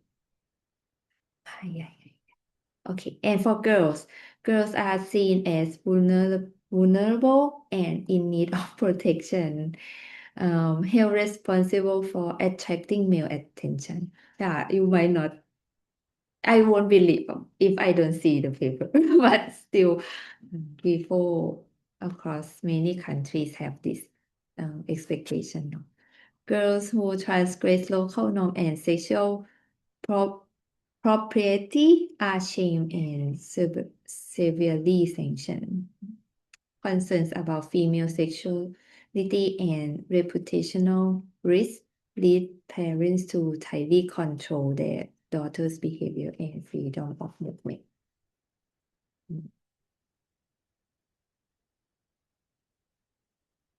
Yeah. I think the last one may be more pronounced in Asian culture, maybe. Okay, and about gender relations, most gender systems afford men and things coded as feminine, as masculine or male with greater power and status than women or things coded as female. Yeah. Gender relations can also refer to balance of power and decision making within an individual couple. Unequal power, for example, unequal power can compromise couple communication, contraceptive use, HIV protection as well, and also contributes to violence against women and girls.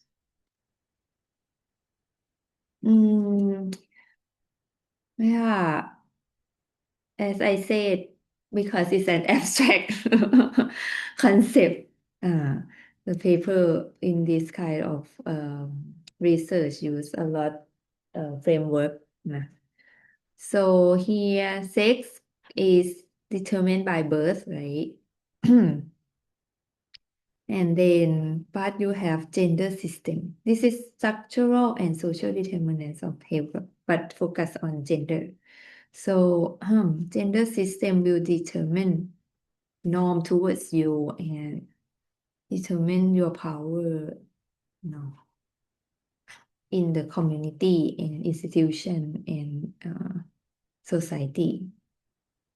Then it give you the social position based on gender, and this is the pathway to health. Gender differences in exposure, in health behavior, and on access to health care, and gender bias health system, and also gender bias health research institutions and data collection. Wow. Yeah, and all of this will contribute to health inequality and outcome across gender.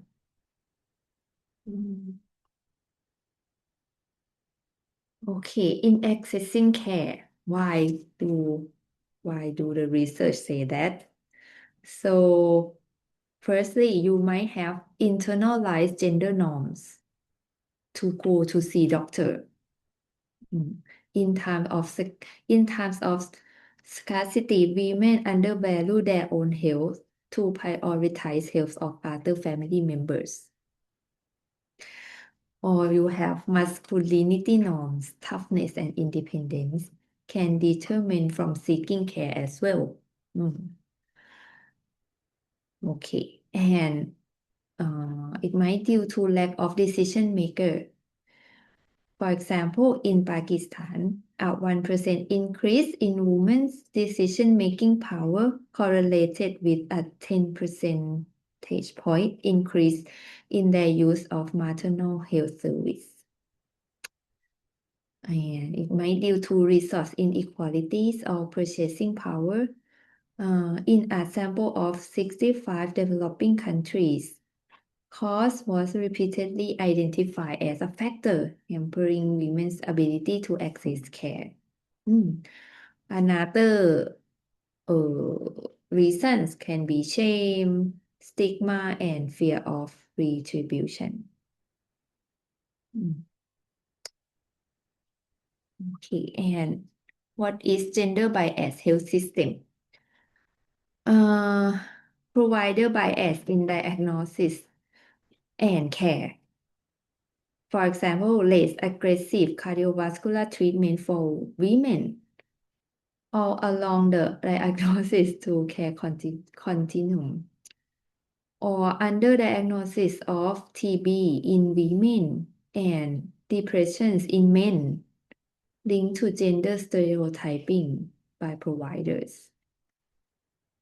And lastly, a study conducted in Denmark across 21 years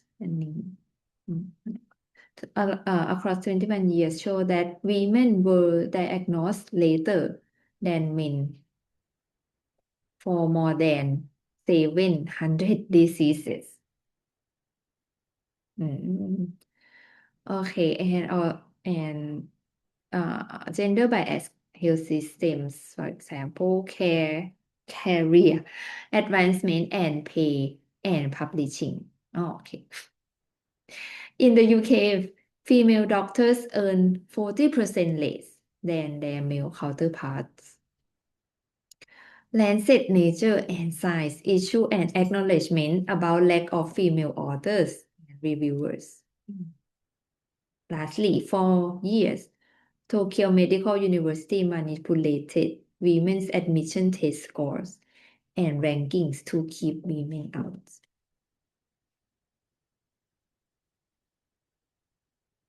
Okay. So we finished the first part.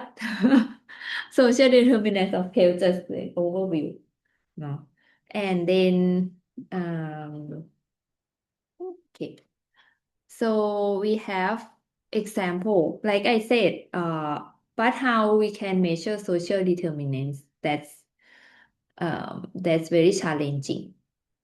Non-health variables, but objective. We want to be objective to how to measure it, but we don't have direct measurement. So we will learn, I think, start from the lecture number 3 until the end. That's only about how to measure and how to use the data. Okay, for example, if you want to measure SES, socioeconomic status, you can use, for example, education. For education, you might use highest level of academic attainment of that person, or you can use years in the education system. Like the first one, if you use the first one, it will be categorical variable, right? Either primary school, secondary school, for example, or university, but you have to use it as categorical. You cannot say one as primary school, two as secondary school, three as university, and you use it as you cannot use it as continuous because why? Why can you use it as continuous variable?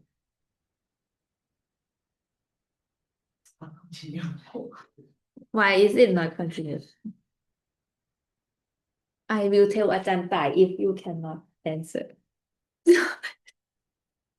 Or it's like a rank. Yeah, it's not rank. It's like the difference between 1 and 2 and 2 and 3 are not the same. So you have to use it as categorical.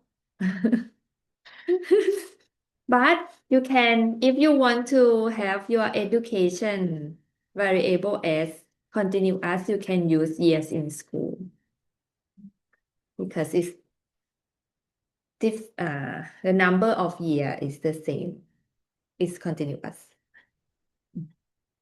Okay, and for income, it's quite hard to get an accurate response due to many reasons, right? If I ask 6 of you how much you earn each month,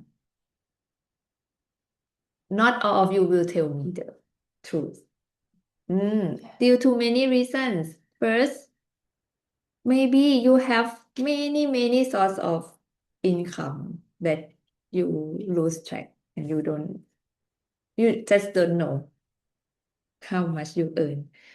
That's that's particularly true if you like your subject is like farmers or people who do not work as to get salary. If you ask farmers, they plant many things, and they do not do the accounts, so they cannot tell you the accurate income.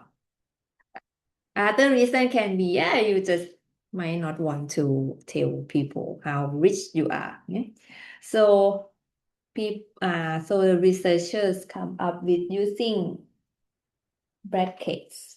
Income brackets mean you just ask them like okay, how much you earn and the choice you give is the range.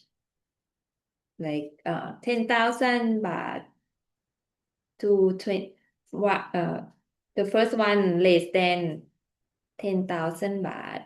The second choice 10,001 to 20,000.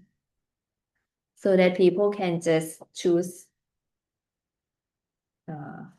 choose the right choice. But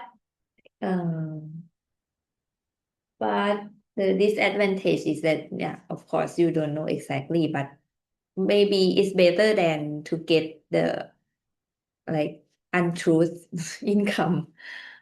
Okay, and income you have to ask in specific time, no? Like each month or how much you earn each month in the previous year or like this. You have to be very specific. And if you think it's very hard to get this information, you can consider to use another measure instead. Another measure. Like if you think they won't tell you the truth. Like if you ask income from, if your sample is vendors, street vendors, they won't tell you for sure, even if it's in a blanket, because they fear of they fear about tax paying. Yes. If we do a research compare between each country, it's maybe problem of the currency something and like the worth of money is not equal. And can we compare to use this? Yes. You will use actually in the next course you will learn about this too, but no, but I will answer. So instead of only convert to another currency with the exchange rate, you can use we call purchasing power parity currency. It's like, and you can get it from World Bank. It's like they will create an imaginary basket that you can live one day with these things. And then they will calculate how much you need in the US to buy these kind of goods, and they will say in Thailand how much you have to spend, in India how much, in Vietnam how much, then they make exchange rate. So Purchasing like a standard and can compare. Yes. Okay, so maybe you cannot really ask about income. So considering your sample, your subject, you might use wealth instead. And for wealth, normally you will ask about their assets, what they have. Yeah, but normally it's not you don't ask how many goals you have, but you ask whether you have car or not, whether you have computer or not, things like that. Or I think in previously if you ask about mobile phone, it can reflect already that you are rich or not, but nowadays everyone has mobile phone. You need to think about something else to add on. Like in household as well, people use to ask about computer or air conditioner can reflect the wealth, but air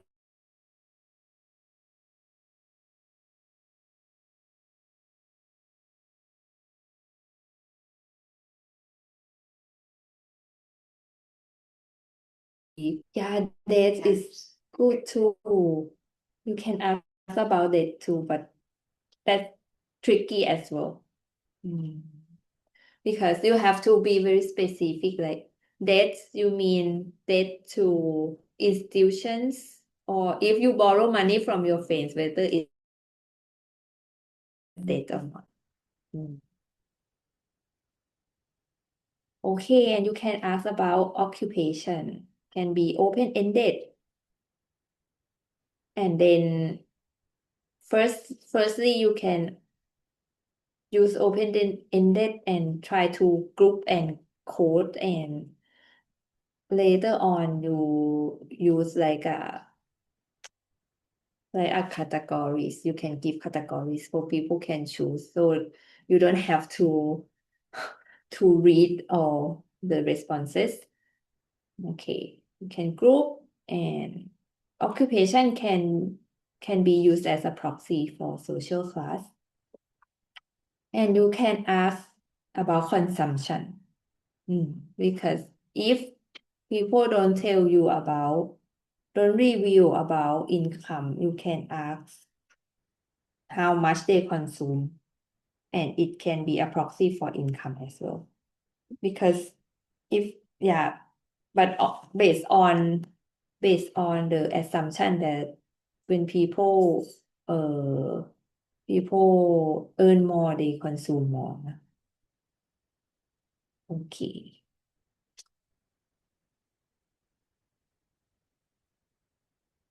Okay, SES. How should we measure SES? Don't forget that SES is a multidimensional construct, so there is no single base measure. Each measure mentioned above captures a distinct and important piece of the puzzle. So choice depends on the health outcome of interest, and I think most importantly is about the possibility of collecting the data. Oh, almost done here. Okay, today's summary. I think this clip, but you can watch by yourself. It's only 5 minutes or something. It's capture all what we talk about. And the social determinants of health, this is the WHO definition. Are the conditions in which people are born, grow, work, live, and age. And these gain interest from studies regarding health disparities across different groups. And the topic, the issue about social determinants of health is about their measurements. Measurements can be challenging and require sound methodologies. Okay, so so the first day is quite light. Just to pull you into the issues, and so we will see more example on next Monday. Yes. And then how to measure. So I can show you the paper. Okay. Firstly, talk about the assignment. I think you don't need to do like a very detailed presentation. Please keep it only 15 minutes maximum, and then maybe we can discuss for 10 minutes. So you are 6 people, you see, half an hour is almost 3 hours. So just keep it short. So you need just like background research question of that paper, objective, and method. You just focus on PICO or PEO, who are the subjects of the paper, the patients or participants, and exposure of interest, especially the social determinants and outcome of interest and study design. Then all the paper will talk about data sources and how they measure social determinants. Please talk about that and how they measure outcome. Result of the paper and limitations and conclusion if you want that. So 1, 2, 3, 4, 5, 6, 7, 8, 9, 10. Around 10. Around 12 slides. Okay, and please don't choose the same paper. And yeah, please let me know which article you have chosen, or if you still have time, you can talk about which one. So, but I chose 7 papers just in case, just for you to choose. I try to find the paper that might be the issue that you are interested in. So, and I think that in that appendix is these 7 papers. Yeah, that's it for today. Unless you want to choose. Maybe Okay, select now. you want So to. we have time to, Yes, to yes. read. Mhm.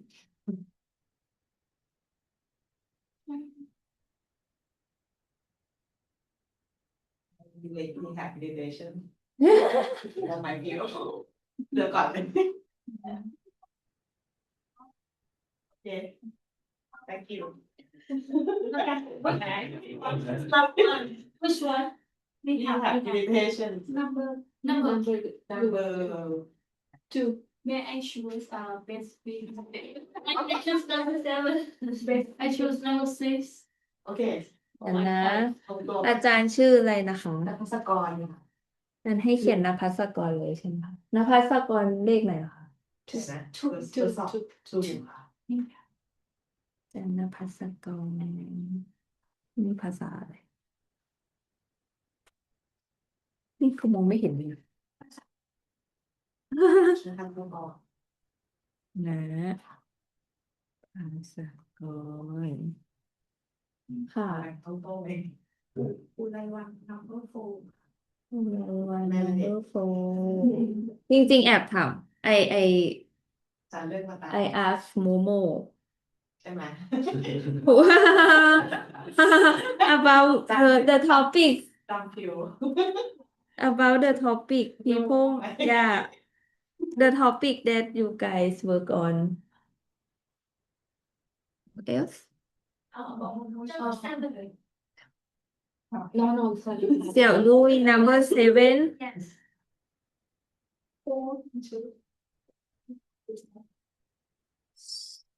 yeah AO ทางนี้ก็สนใจ and เลือกซื้อเลยค่ะ non-alcoholic delivery number 5 number 5 ฝั่งแรกเรียนตามตัวว่า ฮิมาลา ใช่แล้วแต่น้องมุกดูเลยมัน number 6 how should I call you หุยหู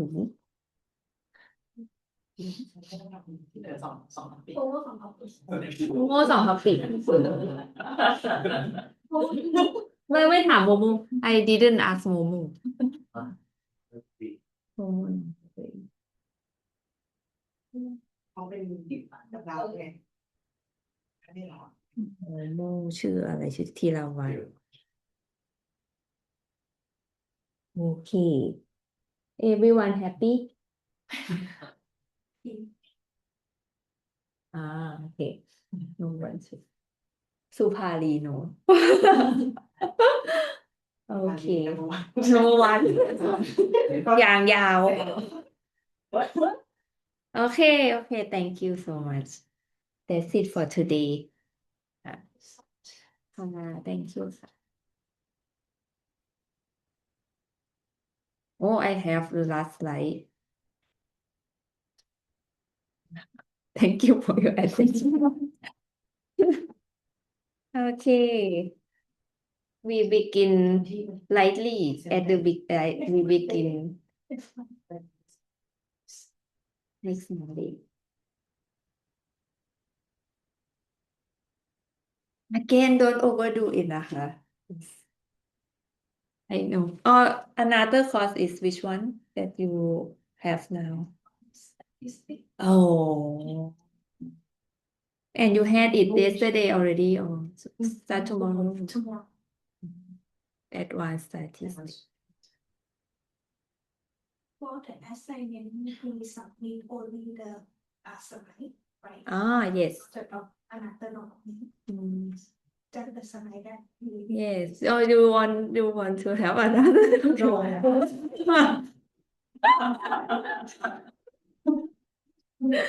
Yes, please. Okay. Do you have anything to discuss to ask? It's okay if no question yet. If the article don't have the question how they did, so they just said that they by self report. So when we present about how they made we just show that they use like a self report. Is okay or not? Yes, but then it's not only they have to have some questions, right? You have to show. This is self-administered questionnaires, for example. Say that it is and show like the questions. So I mean for the presentation about our paper was detailed and discuss about the social like that Mm, in the paper, Yes. like sex or how they use it. They will focus on something different and measure with some different methods. I hope you will see variety of how they do.